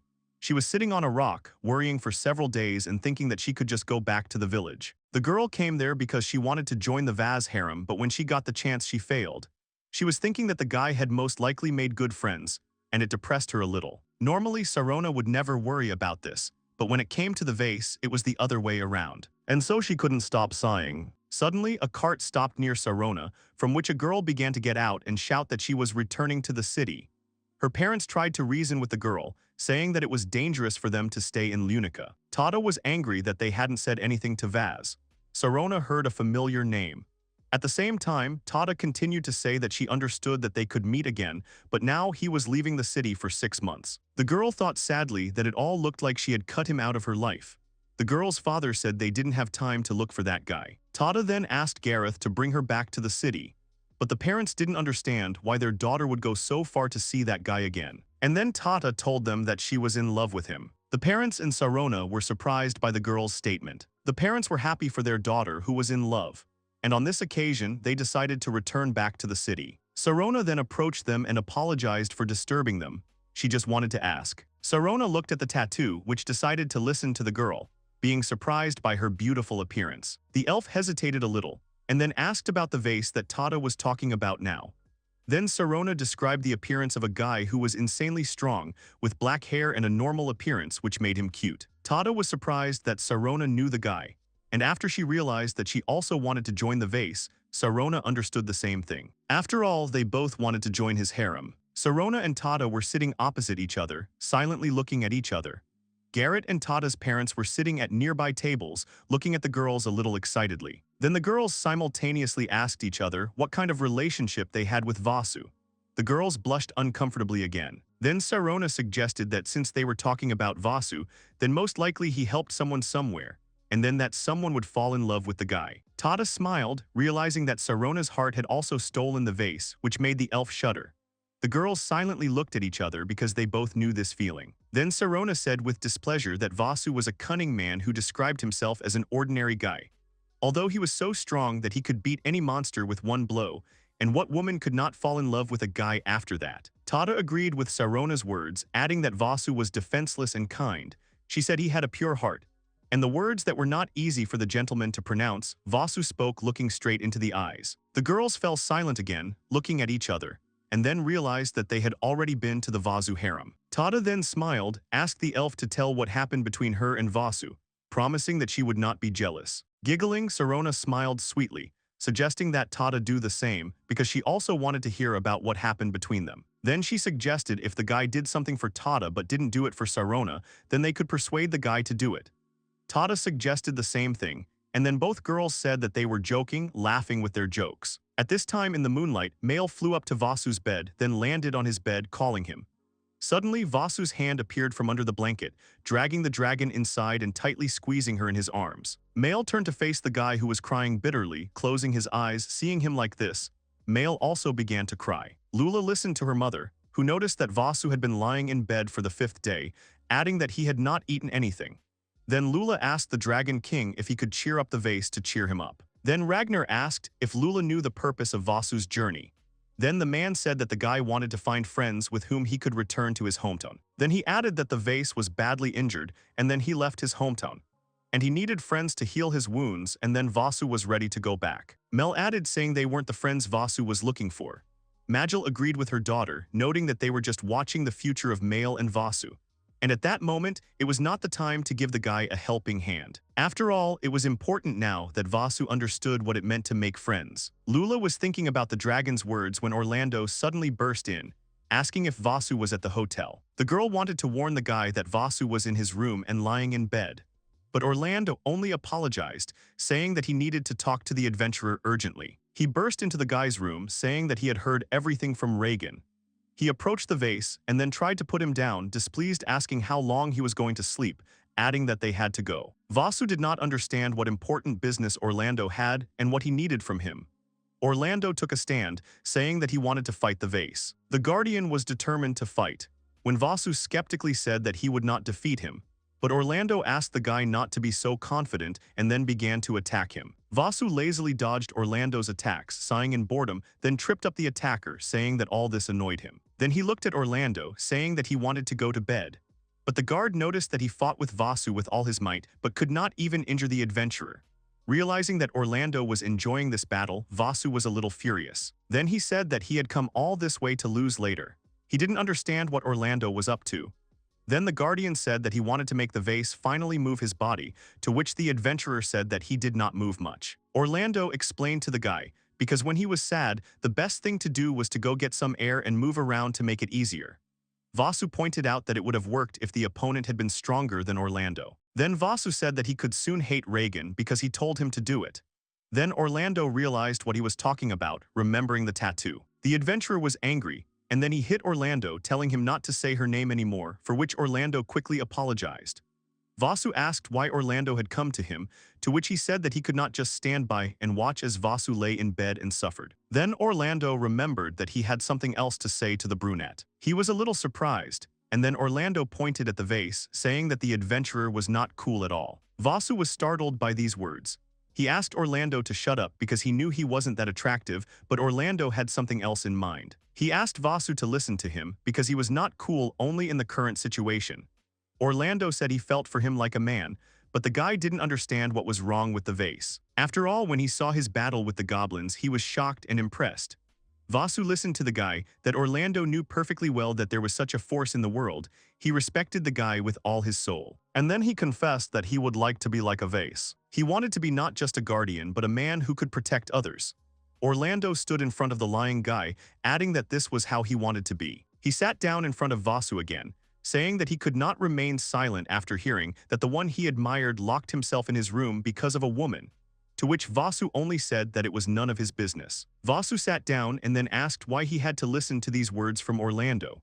The Guardian did not know why Vasu asked this, but replied that he thought Vasu was his friend. The brunette looked skeptically at the happy guy, saying that they had suddenly become closer.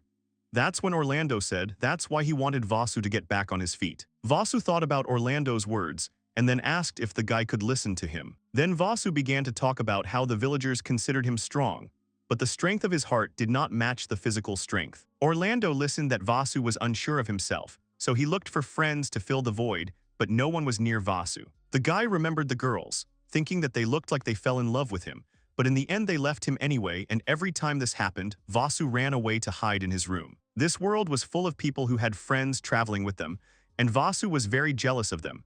He looked at his hand, thinking that even with such strength no one would follow him. And over time, it made him even sadder. After listening to the vase, Orlando punched the guy in the face. The brunette did not understand what he was doing, to which Orlando said that he was unhappy with this way of thinking when Vasu said that his power was useless.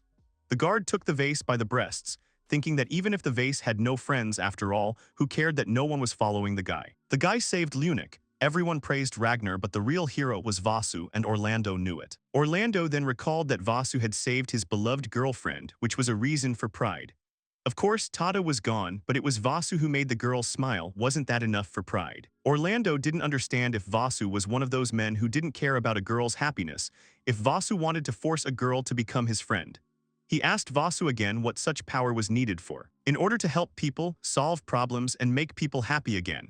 And wasn't it amazing when a traveler who is a hero is known all over the world? Someone who was very cool. Orlando asked Vasa to become just such a person. Vasu froze, listening to the guard's words, and then remembered the girl. He closed his eyes and then smiled confidently. He stood in the grass and then said it didn't sound bad. Orlando just smiled contentedly, after which he said that it had already been decided. The family of dragons that had been sitting in the bushes all this time were glad that Vasu had finally realized everything. Then Vasu and Orlando returned to the city and went to the guild master, who was too surprised that the two wanted to leave the guild. The guys confirmed their words, and then Orlando said that he wanted to become a knight. Vasu added that he trained the guy a little and he managed to learn something. Reagan thought about it, thinking that if Vasu was talking about the guy like that, then he was ready. Then the man said, in order to become a knight, Orlando would have to go to the capital of the kingdom of Manbond. To which the guy said that they had planned to do so. Reagan then said it was sudden, especially for Vasu, who had been hiding in his room before but was now so energetic. The man thought it was the best time to start traveling. Lula cried a lot when Vasu and Orlando were about to leave. Vasu asked the girl to accompany him with a smile, to which the girl said that a regular customer was leaving. The guy just thought about what to expect from the owner of the hotel. Then Kayla came up to him asking the vase to look into their Lunik. The guy thanked the woman. Then another girl came up to him, hugging him tightly and crying that their valuable asset was leaving, and then added that they were waiting for the guy back to the guild. After that, Reagan approached the guy, giving the guy the reward for that mission with the poisonous swamp. The guy was surprised by such a large amount of money. Then the man handed the guy a badge as well. They said that the whole group had such badges when Reagan was an adventurer, and if the guy shows it to the guildmaster in the east of the royal capital, he can get some benefits. The man said that that guildmaster was his older sister, who had a terrible temper. Vasu began to imagine Reagan's older sister with horror. After a long goodbye, the guys in male thanked everyone and said goodbye once again. Along the way, Vasu said goodbye to many more people, and then they left Lunik. Ragnar and his family went back to their castle. Heading to the capital of the kingdom, together with Mael and Orlando, they began their long and once again long journey. But Vasu didn't know that the two girls were chasing him. Tada and Sarona asked Gareth to hurry up, because Vasu could have already left Lunik. The man only smiled, thinking that he knew that the guy had a bright future. But he could never have imagined that the vase would be chased by two beauties. Nenya, who was sitting at a distance from the girls, thought that if she had known that such a thing could happen, she would have taken the guy with her, because it was difficult for her to look at Tada's bitter face. The girls leaned towards Nenya, thinking that she was also a candidate for the guy's harem. To this assumption, Nenya said that he was just a bodyguard. Sarona and Tada only thoughtfully said that maybe in the future Nenya would realize the charm of the vase, noticing that they had another competitor in love. The carriage continued to drive at high speed, while Gareth thought that he was a sinful man. Vasu and Orlando went on a new journey. They walked through forests and fields, moving further and further away. And when they were in the forest, they were attacked again by a monster, which Orlando quickly defeated. He was trying to get his breathing in order. Orlando asked Vasu if they could rest for a while. Vasu was surprised that Orlando had only killed 30 monsters, but he was already tired. Then the guard asked not to compare his endurance with that of an ordinary soldier. Then Vasu smiled, putting his hand on the tired guy's shoulder, saying that he was just joking, but he was sure that Orlando had become stronger. The soldier was not sure about this because he could not feel it by comparing it with a vase. Orlando then added that in any case, he envied Vaz, who was surprised by these words. Then Orlando said that even if Vasu was on the verge of death, he would be able to learn excellent protection from the goddess, and then the guy would become stronger again. Vasu knew that he was becoming stronger because of the goddess, but he believed that the one who helped him when he was on the verge of death was not the goddess, but Mael. After all, she was the one who fed the guy everything, and so he could eat anything now. Then the guy picked a mushroom. He told Orlando that every time he ate stuff, he got stronger. Then Vasu suggested that it was thanks to Mael that he was able to become stronger. and then he ate a poisonous mushroom which greatly frightened Orlando. The soldier thought that even though he had killed 30 monsters, he had not become much stronger. He didn't know why, but when he heard that Vasu had become stronger, Orlando became very jealous. He envied him so much that he probably couldn't even imagine a vase. But after he spent a few days with Vasu, he realized that the guy wasn't bragging or abusing force. And such an attitude does not come easily, which is why people relied on the vase. After listening to a friend, Vasu sadly said that he didn't have any friends anyway. Orlando said that pessimism made the vase more human. The soldier noticed that when someone was in trouble, people thought about calling the vase. And Orlando thought it was amazing, and he wanted to be that person. Vasu asked Orlando again if his goal was to become a knight in Manbanda, then get promoted and command the soldiers, but Orlando thought he couldn't do it. Then Vasu said that the guy would be able to, because all 50 days until they get to the capital, he would personally teach him, and Orlando would definitely become stronger. Orlando said that the guy only told him to kill monsters and did not give him any lessons, because he was bad at learning, to which Vasu only said that he was strict in learning. After a while, night came, and then Vasu suggested that everyone go to bed because it was important for them to rest a lot. Then the guy asked Male to prepare a bed for them. The dragon began to use magic, getting everything the guy asked for. Male thanked the vase, and Orlando said that no matter how much he saw it, it was amazing for him. The soldier assumed that Male had used spatial magic, and Vasu agreed, noting that it was convenient when Male could carry things. As Orlando spread his beds around the campfire, he wondered, since the Dragon King and his family were able to transform into humans, if Male could also transform into a human. Vasu replied that Ragnar had said that Male did not have enough strength for this, but that did not mean that she would remain a dragon forever. Orlando smiled, even though Vasu said that he was constantly abandoned by women. But the little dragon who saved his life and stayed next to Vasu every day definitely liked the adventurer. The soldier assumed, looking at the sleeping Male, that the one who could become Vasu's wife was very close. To these words of a friend, Vasu said that he would like his wife to be human, after which Orlando laughed. Vasu then told Orlando to kill 100 monsters the next day. Then, the soldier thought that he would be squeezed out faster than he would reach Manband. Morning came, the sun's rays were shining directly at the guys, but Vasu woke up from some noise. He sat up, not understanding what kind of sound he had heard. Then I heard someone asking what they were trying to do. The voice said that if there was no benefit, then they definitely would not have had anything to do with them. Then another voice shouted that they were just being used, but they didn't understand it. Orlando woke up the vase, saying that he heard someone quarreling, but Orlando did not hear anything. Then Vasu heard someone laugh, saying that the knights living peacefully probably didn't know, but people were constantly using each other for their own benefit. Vasu quickly ran in the right direction, telling his friend to follow him. At this time, the men were standing around someone, thinking that it was rare to meet cuties, and it would be such a loss for them if they just killed them. The men grabbed the girls who were trying to get out of their hands, thinking that they could have fun with them. Suddenly, their captain screamed at them to stop, take their hands off her subordinates. The woman thought that if they wanted to laugh at the girls, then let them do it with her. The men looked at her plump body, saying that no one even wanted to touch her, so she had to sit and keep quiet. At this time, Vasu and Orlando were already running to rescue the girls. The soldier was surprised that Vasu could hear them at such a distance. They looked at the crowd, realizing that several women were in trouble. Vasu asked if Orlando had a gun, and then they jumped from a low cliff right to them to help and save the girls from trouble. The robbers looked at the landed guys, not understanding where they came from and who they were. The captain looked at the guys hopefully. Vasu told Orlando to take on 3 men with red armor. Orlando was already a little confused, but Vasu encouraged the guy, saying that he could handle them. Vasu himself took on the rest of the robbers. Suddenly, large shadows appeared over the vase. 2 big and muscular men were looking at him, who were unhappy that the guy ignored them. The guy didn't realize that there were 2 of them. Then they told the guy not to pretend, because they were the gang that occupied that territory. They proudly said they were the Dingo Brothers, but the guy shouted back that he didn't know them. Then he hit the brothers with all his might, while Orlando fought with 3 robbers in armor. Orlando ran at them and then, swinging his sword, told them to let the women go. Vasu dealt with other robbers, neutralizing everyone who began to attack him. The robbers asked for help, not understanding who these 2 were, and then screamed in pain. When everyone was defeated, Vasu clapped his hands, saying that was it. Vasu asked Male for water, after which she immediately conjured it. He then gave a flask of water to the girls, asking if they were okay. They thanked the guy. After that, Vasu approached the captain, wondering if she was injured, but she replied that she was fine. She thanked the guy for saving her when the guy wanted to untie her. He tried to grab the rope, but because of the fatness of the woman, he could not do it. The guy got nervous, thinking that the woman was overweight. Then the guy broke the rope, and then the woman was able to take a deep breath. After that, the woman said that she was an intimate servant of the second princess of Manbanda, and she was also the captain of the Katie squad, and those girls were her wards. The woman was saddened that such a misfortune had happened to them when she was around.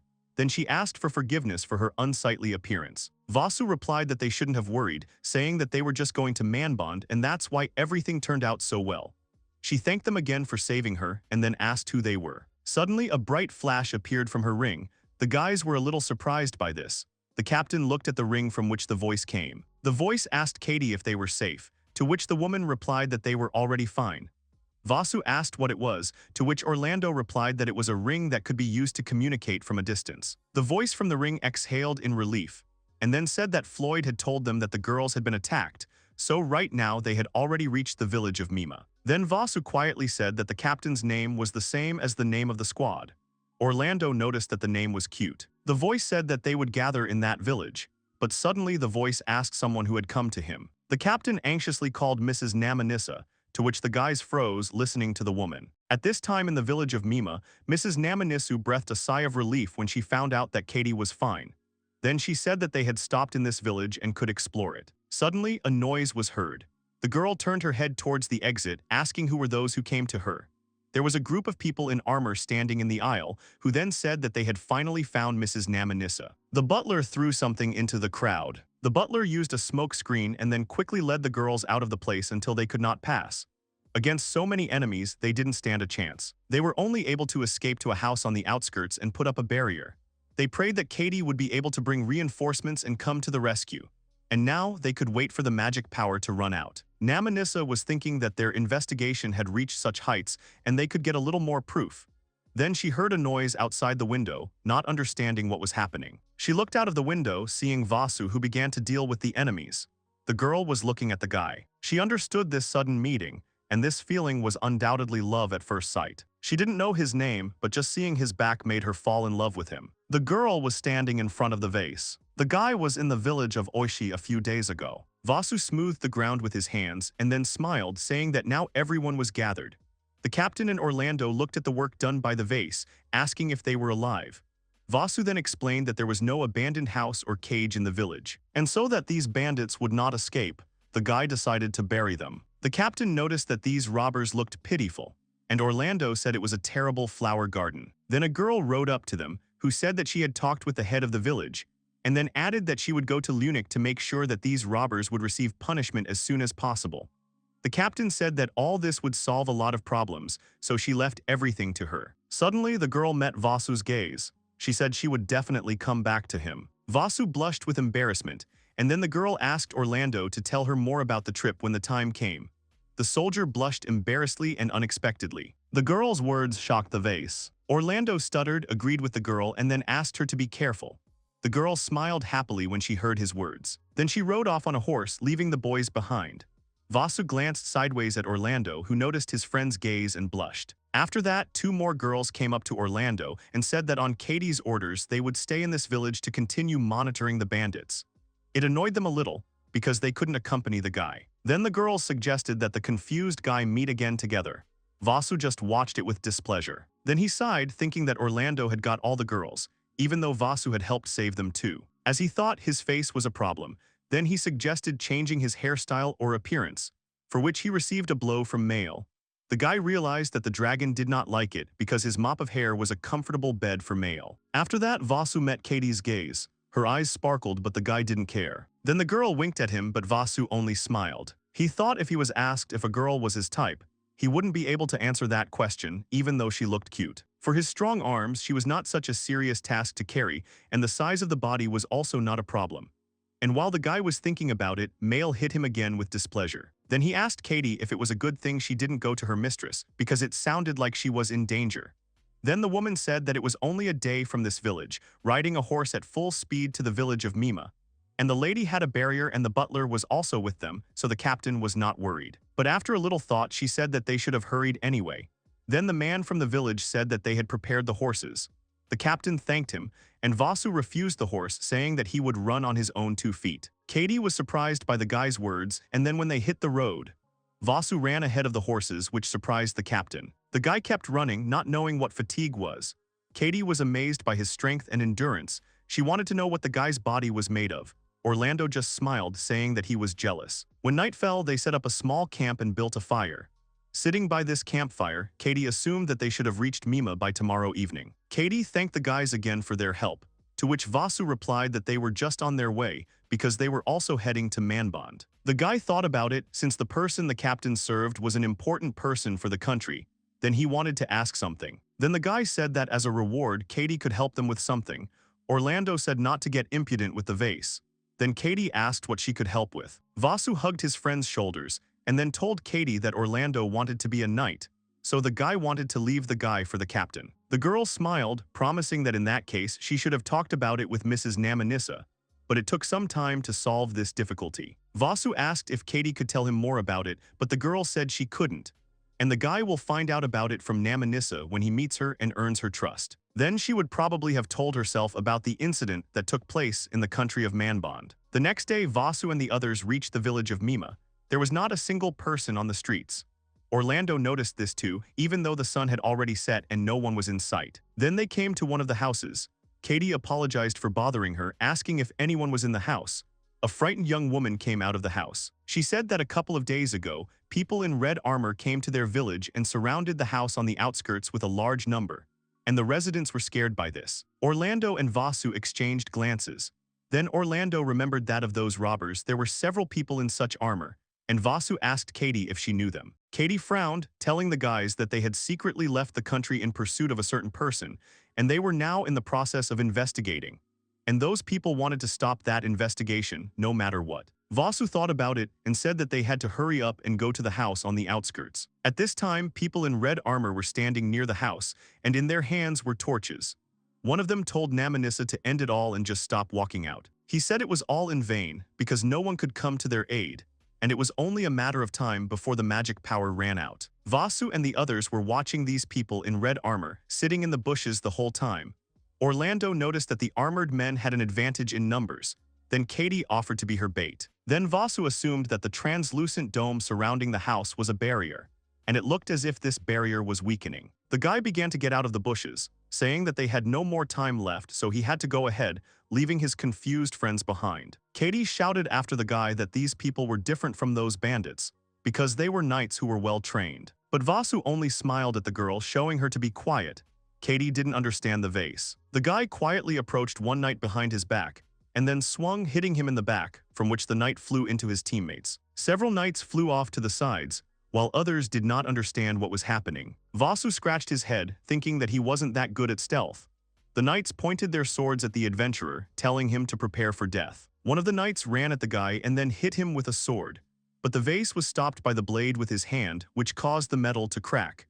The knight did not understand what was happening. Then the blade of the sword shattered into fragments, exposing the attacking knight to a greater shock. Then the rest of the knights began to attack the guy all at once. Vasu only raised his hands in a bored manner at the damage to his face, and when the swords touched him, they split into fragments again. Then Vasu seriously said that if the guys wanted to defeat him, they had to find good swords first. Namanissa looked out of the window where the knights were shouting. She was shocked by what she saw in front of her. They only knew that this guy was the savior that Katie had brought, but this guy looked like an ordinary person who had an incredible rage. And so the vase with a straight face sent the last enemy flying. Then the knight fell to the ground, and the guy just looked at his work with satisfaction. The guy noticed Mail, who had been with him all this time, and then asked if she was hurt. Katie and Orlando approached him, and then the captain said that she did not expect the guy to be so strong. Orlando was a little offended that his friend did not leave anyone on him, for which Vasu apologized to him. At this time, the barrier around the house began to fall down. Katie got down on one knee, and then said that she had come to save her mistress, while the guys were silently looking at her. The captain gave her name, and then the door of the cabin opened. Vasu froze in surprise when a beautiful girl came out of her hiding place. There was silence. Namanissa began to walk forward, bypassing the surprised Katie and heading straight for the vase. The girl began to carefully examine the guy in front of her, coming closer and closer to him until she found herself in close proximity to him, which made the guy smile awkwardly, blushing like the girl herself. Then Namanissa stood up on her toes and asked the name of the guy, who was a little surprised. At this time, the maid and the butler watched as the guy tried to tell the girl that she was standing too close to him, but Namanissa was only interested in his name. And then Vasu stammered out his name. After that, the girl smiled happily, repeating the guy's name. Then the girl introduced herself, saying that her name was Namanissa Manbond. The guy realized that it was the same Namanissa who was Mistress Katie. But after that, the guy froze, realizing that the girl's last name coincided with the name of the country. The girl said that it was absolutely true because she was the second princess of Manbonda. The man was sitting on the throne, looking exactly at the girl who was holding a sword in her hands. And they both had similar jewelry. At this time, night had already fallen in the village of Mima, so the heroes went to the hotel of this village. Namanissa was smiling sweetly, while Vaz was not comfortable, because the girl was sitting too close to him. He understood that the room wasn't that small, so he didn't understand why she was sitting so close to him. At this time, the girl told everyone that this meeting was informal, so they shouldn't have behaved formally. Orlando said that they had already been warned by Katie that her mistress was there, but they did not expect to meet the girl under such circumstances. The guy turned to the princess again too formally, to which Namanissa smiled amiably, asking not to speak in such a formal tone. She asked the guy to relax, and he nodded at Her Majesty's words. The princess suggested that we continue to talk in this manner. Then Vasu awkwardly pointed to the next seat, saying that he wanted to move there, but the girl put her hand on the guy's leg, saying that then she would sit next to him. Namanissa remembered that she had not yet had time to introduce her two companions. Then the man invited the first to introduce himself. He smiled, saying that his name was Floyd, and he was also Mrs. Namanissa's personal butler. Then he said that he saw Vasu bury those knights in red up to their heads. He said he was amazed at the good taste of the guy, who was surprised by such praise. The butler smiled, adding that he was very interested in the guy's exceptional taste and strength. The princess was a little unhappy with her butler and then asked the girl to introduce herself. She blushed and then stammering introduced herself, saying that her name was Cumia, and she was the princess's personal maid, after adding that everyone could just call her Cumia. She blushed awkwardly and then, confused in words, said that it was nice to meet her. The guy understood that the girl's tongue was slurred and therefore she misspoke.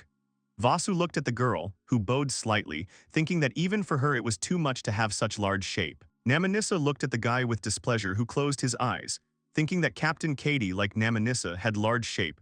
But when he looked with a small body, he thought that the large shape looked so unbalanced. Then Namanissa coughed jealously, putting her hands so that her large shape seemed even bigger, and then she smiled contentedly, but the guy just looked at her uncomprehendingly. Katie then nudged Orlando to introduce himself. The guy gave his name and then said that he and Vasu had left Lunik for a trip to Manbond. Namanissa asked if these two were adventurers. Namanissa asked if they had helped defeat the men in red armor.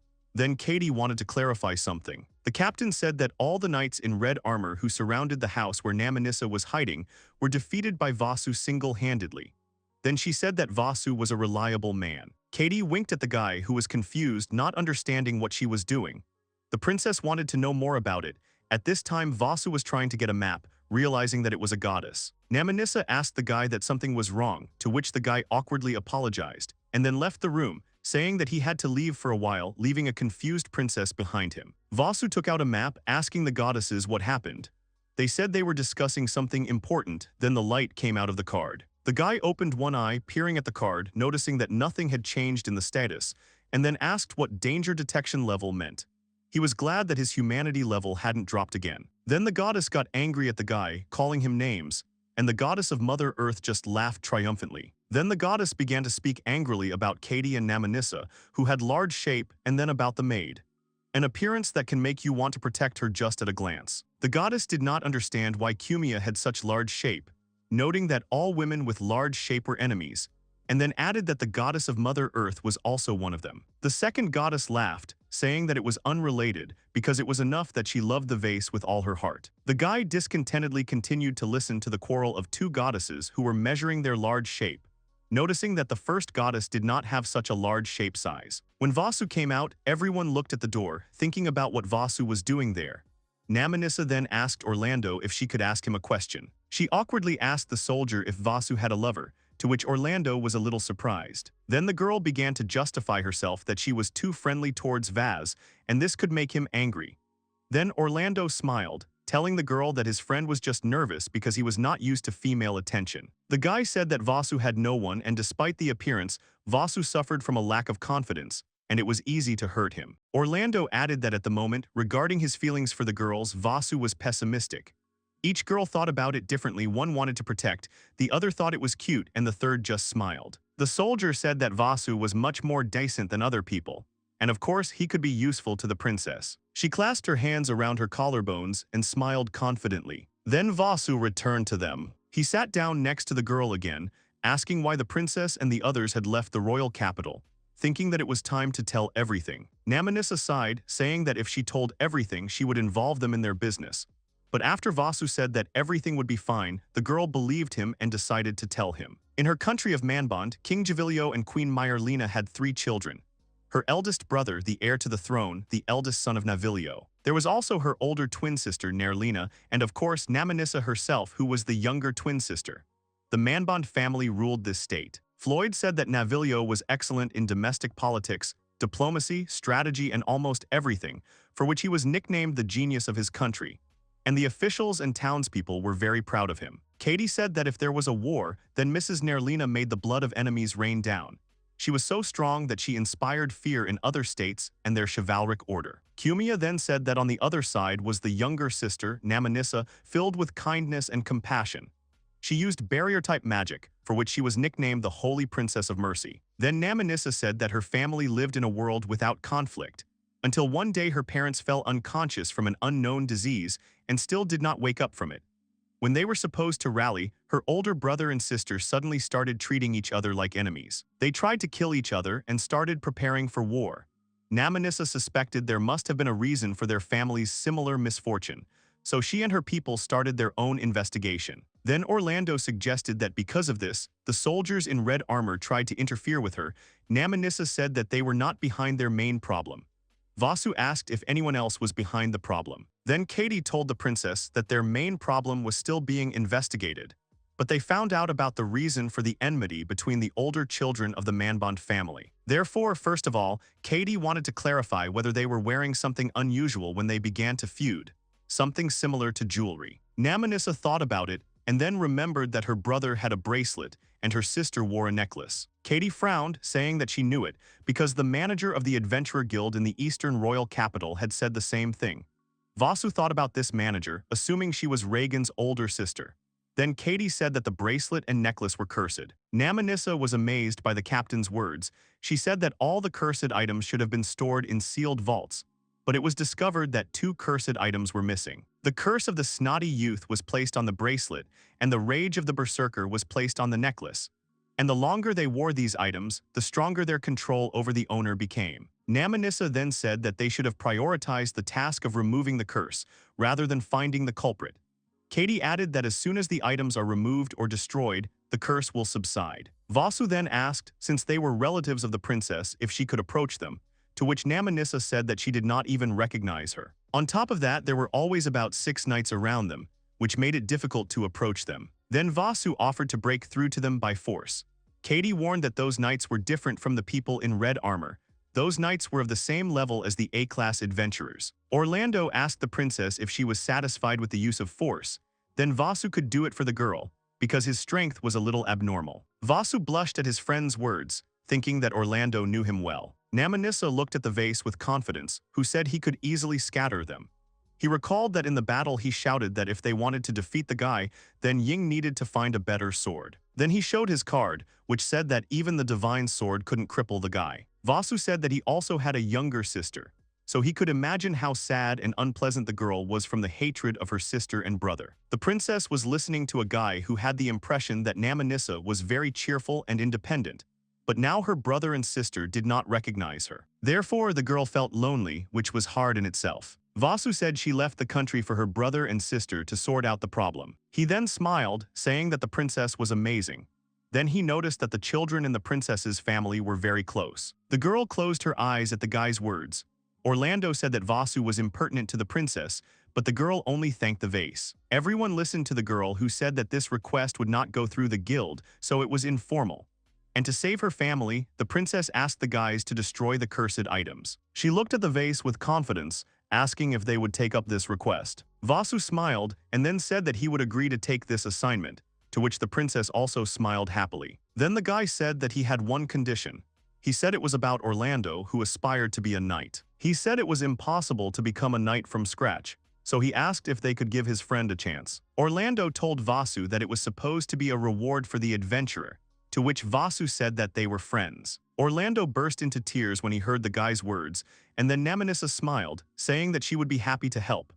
After all, Orlando proved his strength when he saved Katie and her subordinates. Orlando bowed, thanking the princess, and then Vasu thought, since his friend's future was in safe hands, then he had nothing more to ask for. The princess once again asked the vase what he wanted as a reward, but the guy didn't want anything else. And then Namanissa decided to set the reward herself, saying that the guy did not need to be so selfless. She put her hand to her chest, saying that she would be the reward for Vasu. The guy smiled, and then understood the girl's words. Then the girl said that she was glad that the guy was so worried about Orlando's future as a knight, but there was no need to be so formal with the girl. Then the girl said that the guy could just call her Namanissa and talk to her informally. Vasu wanted to say that they shouldn't have done that, but the princess leaned close enough to the guy, staring into his eyes, which made the guy gasp. Then the girl smiled, and the guy confusedly said that he understood her. Then he waved his hand, saying that he understood her, and now he would call her by her first name, to which the princess happily agreed. She then said that they were to head to the royal capital the next day, and the princess herself would be protected by the vase. The princess wished everyone a good night, saying that the men's room was separated from the women's room. Then the butler said that everything was fine, and the princess could stay in the room with the vase, and he and Orlando could take another room. And when Floyd was about to wish them a good night, Namanissa ran at him. She hit the butler with all her might, which sent him flying out the window. The guys were shocked by such an act of the princess, and so they would soon be heading to the royal capital, and therefore Vasu should not be tempted to do his best for this. The next morning came. The maid asked Vasu how long he was going to sleep because they had to leave soon. Then she picked up and threw the sleeping guy on the floor. He looked at Kumia sleepily and confused, and then he asked if the girl was definitely a Kumia. The girl asked with displeasure if the guy was still awake. Vasu noticed that the girl was not like yesterday, and Kumia did not like the guy's remark. Then Floyd looked into Vasu's room and made sure that Vasu was awake. And then he said it was time for them to leave. Vasu approached the butler and then approached Floyd, asked what was wrong with the girl. Then the butler said that he forgot to tell me that this girl's name was Kumuya. Then the guy assumed that the girls were twins, but Floyd said that this was not entirely true. He called it a split personality. Basically, Kumuya almost always prevailed, but Kumuya also sometimes manifested itself. Then the man said that the girl might seem rude, but it wasn't like that. The guy agreed with the man, noting that the girl was acting like a maid who was grumbling now. Then the girl went at the guy, saying that she would wash him, but Vasu quickly stopped her, saying that he could handle it himself. The guy was in the bathroom when he told Mail that all his new acquaintances were strange. He remembered that Floyd had shot out the window yesterday, and there was no scratch on him, as if he wasn't human. He continued to wipe himself, realizing that in this position he shouldn't have complained at all. Mail sang contentedly. Vasu asked why Mail was looking at him like that, because if she continued to look like that, he might get embarrassed. Then he said that he had nothing to hide, so everything was fine for him, and Mail just looked at the guy with satisfaction. He thought that if he could change his appearance like Ragnar and the others, he would probably be embarrassed. Therefore, he would never appear naked. He smiled at Mail, asking her to stay herself because he liked it that way more. The dragon only looked at the guy sadly. The guy left the building, and there he met Namanissa, who wished him good morning. The guy responded in kind and then apologized for making them wait. The princess noticed that his cape was wrinkled, after which she began to correct it, and the guy thanked her. Mail looked at the girl jealously, and then she also began to adjust her cape. Then the guy hugged Mail, saying that she was cute. The dragon looked at the princess contentedly, showing that she was better, but Namanissa understood her.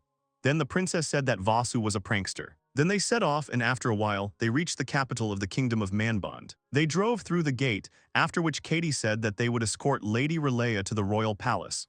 The princess was counting on her captain. Namanissa then said that she and Vasu would remove the curse from her family. So the others wished them luck and asked them to be careful. Vasu and the princess began to walk through the streets of the city. The guy thought that, as expected from the capital, the city was big, so Vasu assumed that it was impossible to walk through the city in half a day from the beginning to the end. Namanissa only smiled at this suggestion, saying that in half a day it was possible to walk around the entire ring. The guy did not understand the meaning of the ring. Then the girl explained that the territory of the kingdom was round in shape, and the capital itself was divided into 3 parts: the royal castle, the noble courtyard, and the outer courtyard. Then Namanissa asked where Vasu was from, to which the guy replied that he was from Iskoa. Then he said that he used to live in the mountains, so he was not used to those places. The girl was surprised by the new information about the guy. And as they approached the next gate, Namanissa assumed that the guy was strong because he had traveled a long time. The guy thought a little, saying that the girl could think so. They began to cross the bridge when Namanissa said that after her father's coronation, only the capital continued to develop. This city has long been a center of trade, and therefore flourished. Vasu noticed that the girl's father was a great king, to which the princess laughed, said that when Vasu met her father, he would realize that he did not look like a king. When they reached the gate, Namanissa told the guy to wait for her when she talked to the guards. Suddenly the gate began to open and a cart began to leave. Vasu was afraid for Namanissa. He grabbed the girl's arm, pulling her towards him.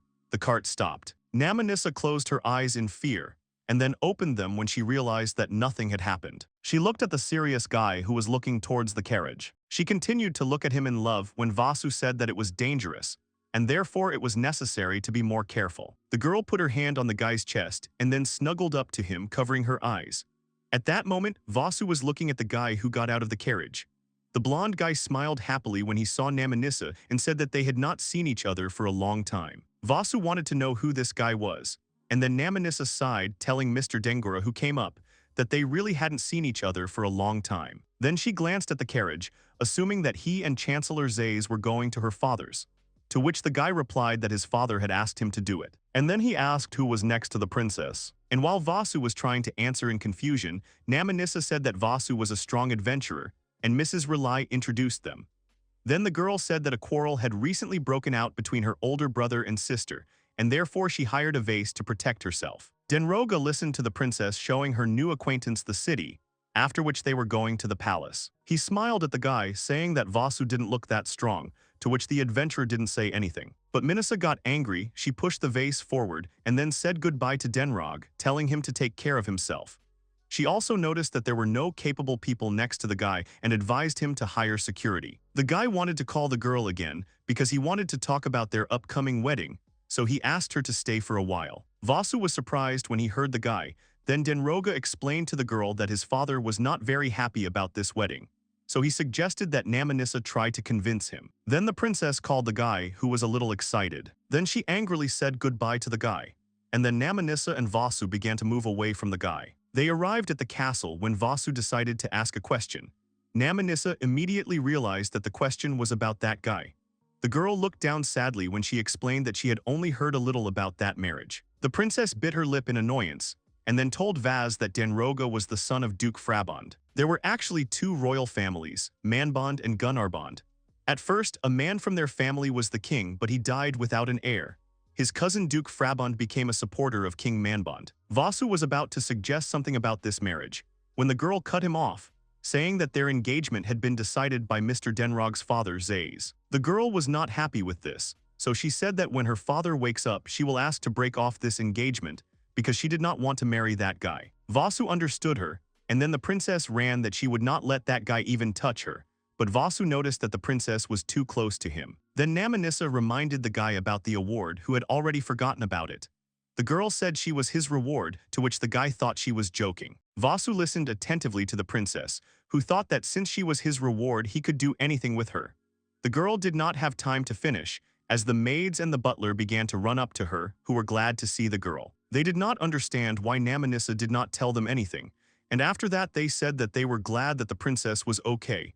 At that time the girl only blushed deeply. Then the princess said that she had been able to find out the reason for her brother and sister's quarrel, and now she needed to meet her brother urgently. Upon hearing this, the maid and the butler said that the girl could not do it, which surprised Namanissa. Then they explained that Mr. Navilio had ordered them not to let anyone into him, or even his family. Namanissa then asked just to open the door, because it was enough for her that she would see him from afar. The girl was asked again, to which she agreed, after which the doors were still opened. They saw in front of them how the guy continued to put seals on the documents. He was sitting at the table and didn't pay attention to anyone, and his gaze expressed nothing. Vasu noticed that the guy didn't even pay attention to them, to which Namanissa replied that her brother had been like that for a long time. He was constantly working with documents, as if he was being controlled. Vasu took a closer look at the jewelry on Navilio's arm, realizing that the curse was an immature puppet. The princess sadly said that her brother was very kind. He was serious but with a sense of humor and was always calm in front of people. Navilio also loved the same things as she did, and he understood all people better than anyone. She turned back to Vaz and asked him to save her brother. When the guy heard her, he just smiled. Then he ran into the office like a bullet, and ran the distance from the door. He ran up to the prince. The guy grabbed the cursed jewelry with his hand, which crumbled in an instant from his hands. The guards were surprised by this speed, while the prince silently looked at his now empty hand. Suddenly, Navilio lost consciousness, falling headfirst onto the table. The knights caught themselves, asking what Vasu had done to Mr. Navilio. Vasu tried to calm them down as from behind the back of the prince's chair, the guy who swung at the prince seemed angry. He shouted for him to die, but Vasu managed to react, neutralizing the attacker. Vasu carefully examined the attacker, realizing that he was like those with red armor. The other knights thanked the vase, twisting the traitor who could do this to Mr. Navilio. Then Vasu realized that those knights had been threatened. Vasu turned to the princess, saying that everything was fine now because the enemy had been defeated. Upon hearing the adventurer's words, the girl immediately ran to her brother. She asked her brother to come to his senses, holding his head in her lap. After Navilio began to regain consciousness, he opened his eyes slightly, looking at his sister, making sure that it was Namanissa. The guy sighed, closing his eyes, realizing that he had been controlled all this time. Navilio apologized to his sister for causing her so much inconvenience. Namanissa looked at her brother tenderly, saying that this was not the case at all. She hugged him with tears in her eyes, saying that as long as he was fine, it didn't matter at all. After a while, Navilio thanked the vase as well. The guy said that while he was being controlled, he was still conscious, but his body did not obey him. Navilio was glad that Vasu was able to remove the curse from him, and was also grateful that the adventurer helped his sister. And when the prince got down on one knee, Vasu confusedly told him that the prince should not have bowed his head. Then Navilio said that despite his origin, he was obliged to express gratitude to his savior. Then Vasu also bowed even lower to the prince. Namanissa went over to the vase and sat down next to it, saying that she was grateful too. But the adventurer said it wasn't worth it, because he decided to help them himself. And while the princess and Vasu were smiling sweetly at each other, Navilio was watching them closely, after which something came to him. The prince asked if he and Vasu could switch to you, to which the guy agreed with the prince's proposal. Navilio gave his name, and then told the adventurer that he could call him his brother-in-law, which was very embarrassing to Namanissa. The prince smiled, saying that no formalities were necessary with him, and therefore he hoped that they would get along. Vasu thought that Navilio was so kind. The prince noticed that his sister was too amorous, to which the girl asked her brother to be silent. Then Vasu turned to Navilio, reminding him that it was still necessary to save his sister from the curse. So he asked where she was now. Navilio sighed because Vasu was right and then told her the location. In the royal garden, a girl was sitting by the fountain, and not far from her stood the maids and knights. The girl squeezed her hand at chest level, making a growling sound. One of the servants came up to her, calling Nerlina. But she screamed, thrusting her sword forward. The princess glared at the servants, breathing heavily. Then she told them not to approach her because she could accidentally kill them. The girl's body was trembling with anger. Then the maid said that if she did not eat and drink at all, then her body simply would not stand it. Upon hearing this, Nerlina shouted for her to be silent, after which she knocked the tray out of the maid's hands, which scared the girl very much. She again told them not to approach her, and until the control subsided, they could not worry about her. She asked that her brother be brought to her, saying that there was little time left. Nerlina furiously ordered that Navilio be brought to her, and then she would cut off his head. The heroes who were watching all this time from the window noticed that the girl became even more furious than she was before. It was hard for Navilio to imagine what his sister went through while he was being controlled. Then Namanissa said that her old sister was leading the kingdom's army, so it was not easy to subdue her. Navilio added that even though she behaved rudely, she was very fragile and feminine under this armor. And the princess agreed with her brother, saying that they had common interests. Hearing these words, Vasu noticed that they were really close. Navilio then asked the vase to restore their sister's sanity. The guy smiled decisively when he was asked for such a favor. And then he told them to leave it to him when he looked at the furious princess. Nerlina did not understand what was happening to her. She felt as if someone was controlling her body. She understood that she was now a danger to her loved ones. She didn't even know if it was a curse. She wanted to pull herself together because she was the strongest person in the kingdom. And while Vasu was walking in her direction, Nerlina was thinking that she couldn't do anything alone. The guy stood in front of her. The girl looked at the guy angrily when he was also looking right at her. The girl fiercely held out her sword in front of her, asking who the guy who didn't even move was. Then the girl screamed for the guy to say goodbye to his head, but the girl's inner voice asked the guy to run away because she did not want to harm him. The guy began to wonder where the necklace was. Then it dawned on him that the decoration could be under the armor. At that moment, the girl was already behind the guy. And then, swinging her sword, she struck the adventurer's back. Namanissa cried out in alarm. The brother and sister looked anxiously at the vase and Nerlina. Navilio then told his sister to take a closer look at the vase and realized that everything was fine. Vasu was a little scared, but he expected this from the princess. After that, he ran at the girl. She swung at the guy again and then struck with her sword, but Vasu managed to dodge the blow. But Nerlina started attacking the guy again. Vasu managed to intercept the girl's hand, which made her confused. She was very angry about it. Then the guy grabbed the girl by the bib, smashing it into pieces. And now he could see the necklace. It shone brightly on the girl's chest. Then she said that such a terrible necklace was not worthy of the beauty of Mrs. Nerlina. From these words, the girl blushed, after which the guy crushed the jewelry, from which the girl began to fall down without strength. She opened her eyes a little, feeling that it was letting her go. The girl fell on the guy, hugging him tightly. Blushing deeply, she looked at the guy, thinking about who the guy in front of her was. Nerlina didn't understand why her heart was pounding so hard. Vasu anxiously asked if the girl was okay. She just sighed, saying that everything was fine and she was back in order. The guy heard that the girl thanked him for saving her. Then the guy asked if something was wrong. Then Nerlina replied that it was the first time a man hugged her, and then added, looking at the vase, that she even liked it. The guy blushed awkwardly, and then the princess asked his name. And when Vasu told his name to the smiling girl, a disgruntled Namanissa looked at them. She asked that her sister had already come to her senses. The hovering male from behind was also jealous of the vase for the princess. Then Nerlina apologized for the trouble. The prince also apologized to her, but now they were both fine. Navilio said they shouldn't have worried about it, and then Nerlina smiled and the three of them hugged.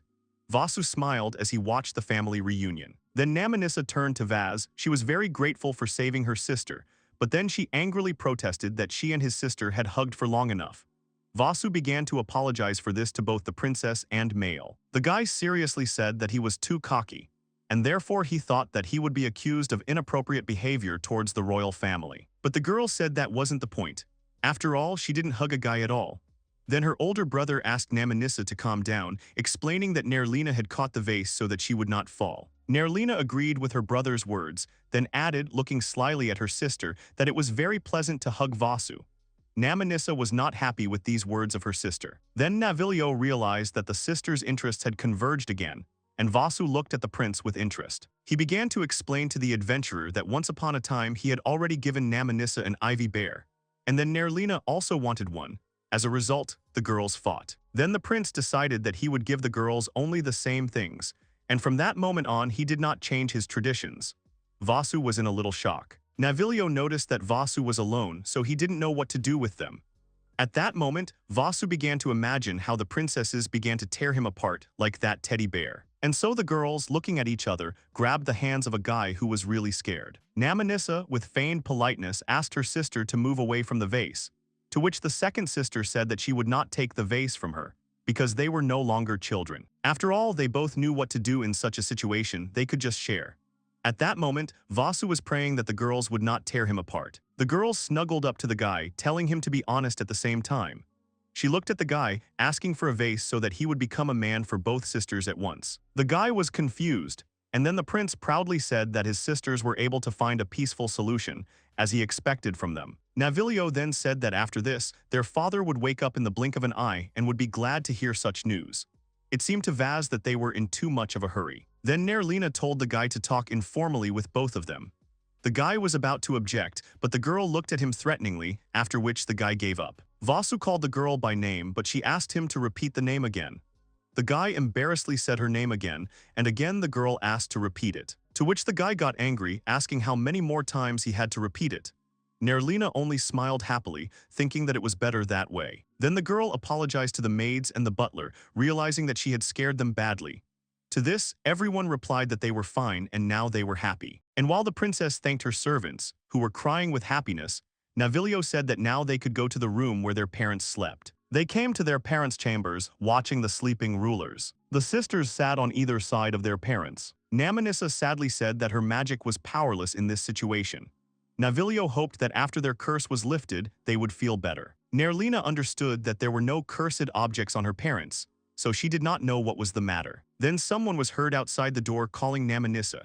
And after that, all those whom Namanissa and Vasu said goodbye to at the gate to the capital went into the room. Orlando happily approached his friend, asking how he was.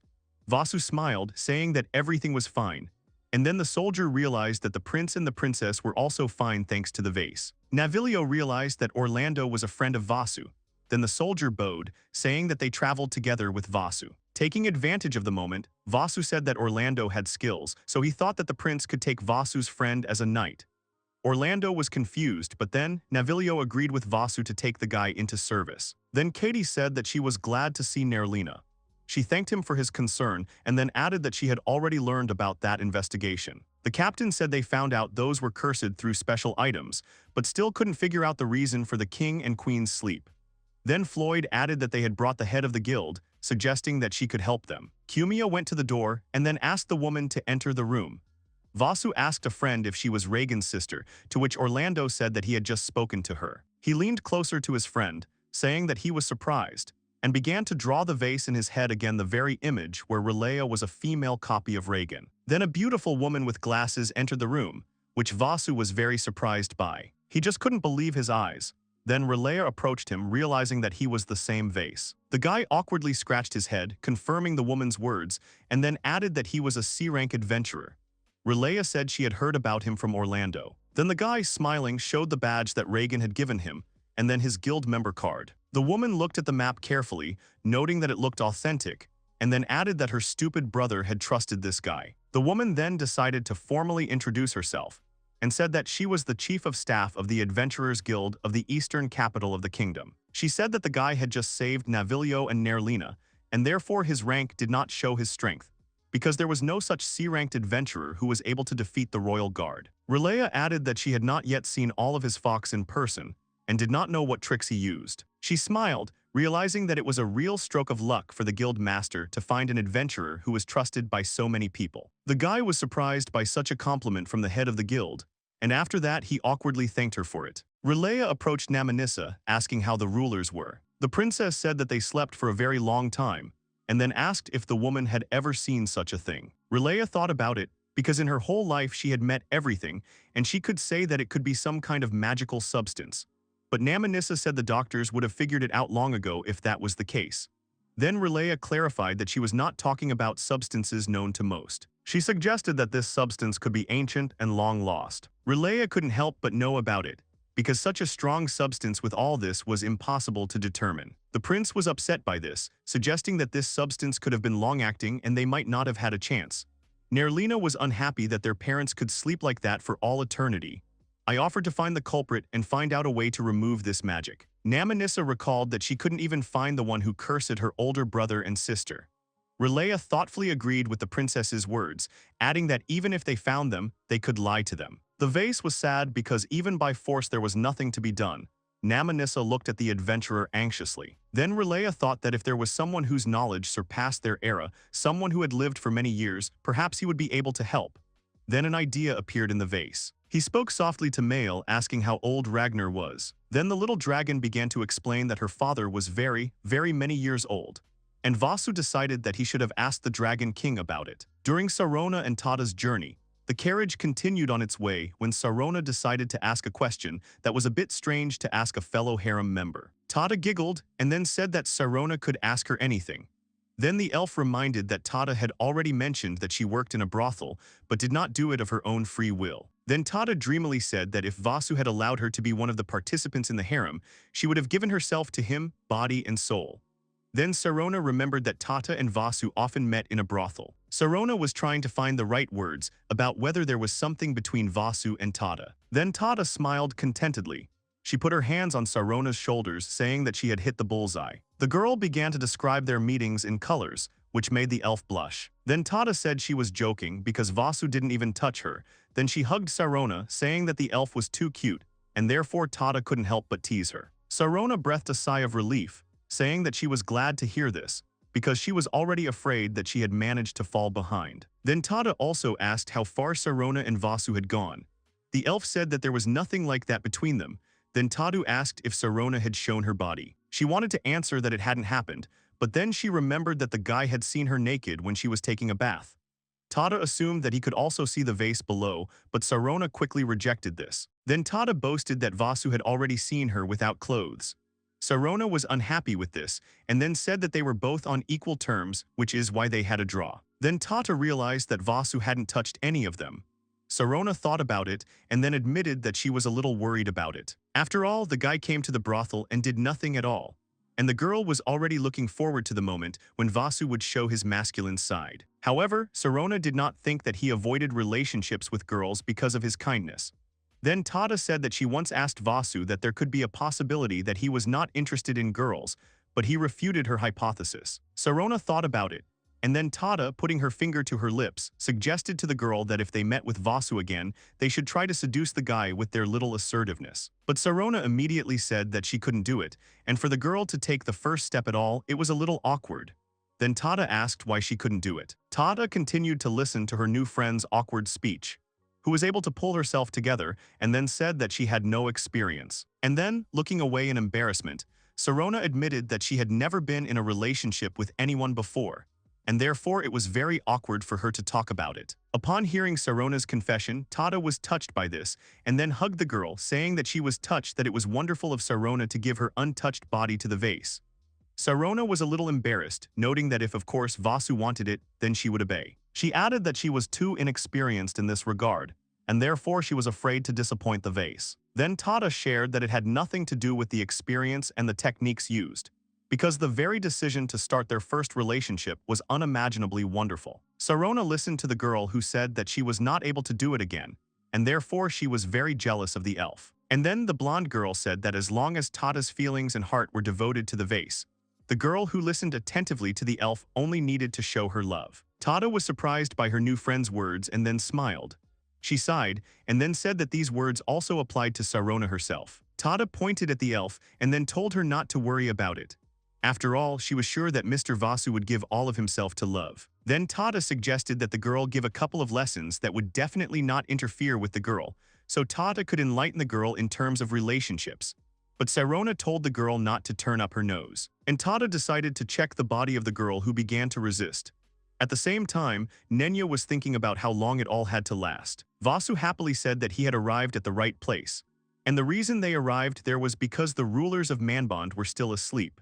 Therefore, to solve this, the guy needed to talk to someone who understands ancient magical medicine. Therefore, he decided to go to the fact that he had lived for a long time, such was Male's father. But still, he thought it was better to ask Lagunir about it. The guy didn't have confirmation of this, but it was definitely faster than asking two goddesses. And even if they did something, they would still annoy the guy. He climbed up the cliff, thinking about how he could finally get to that castle. The guy looked ahead, noticing that someone was standing in front of the castle. These people started calling Lagunir to come out and play with them. They began to smile sweetly. Then Vasu came up to them, asking what they were doing there, and immediately the faces of the strangers changed to hostile ones. They crowded around the guy and began to ask who he was and why he had come. They did not understand what a person had forgotten in such a place. Then Vasu said that he was also a friend of Lagunir. The lion did not believe in the guy's words because he was the dragon's best friend. The lion tried to fight the guy, but he didn't even budge.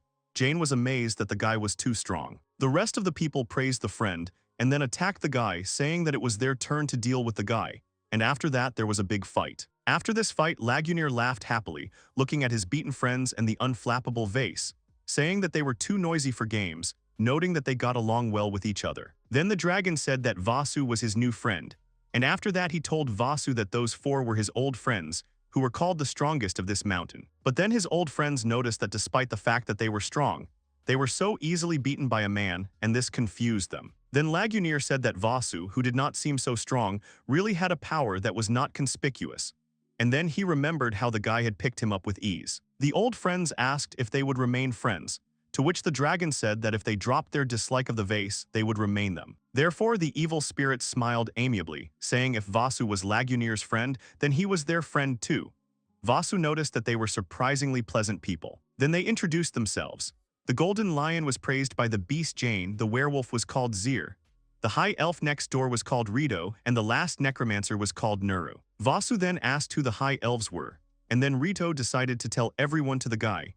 He said that even though he was a high elf, his heart was beating like an ordinary elf. Then he said that he loved the elf girls very, very much anyway, and Vasu was not surprised by this. Then Rito said that he once liked the idea that came to him when he came to a place where the elves of his village were messing around, after which he was kicked out for it. This thought was that even the stern and noble elves had lush body parts. The elf hoped that one day he would be able to meet all the elves in that world. Then he confessed that he loved all the elf girls because he was a high elf, after which there was an awkward silence. I forgot that there were such living people. Vasu then turned to Lagunir, saying that he wanted to ask something. Then he told the story of the rulers of Manbond. Lagunir thought that the reason for the king's sleep was an ancient curse. Then the dragon suggested asking the guy about it from Nur. The guy agreed with his friend because Nur was a necromancer. To this, Nur said that a long life was the only thing he succeeded in. Nur wondered if Vasu had explained everything correctly, then it could very likely be a potion with some kind of magical effect. Rito said that a lot of people had been experimenting with them lately, and therefore he couldn't determine what it was. Vasu listened carefully that whether it was medicine or magic, if it wasn't used correctly, it could cause problems in the future. Then Nur asked the guy if he could get that medicine, because that was the only way he could do anything. Unfortunately, the guy didn't take anything with him, to which the necromancer replied that he couldn't do anything. Then Nur suggested that if he returned to his laboratory, he could do something.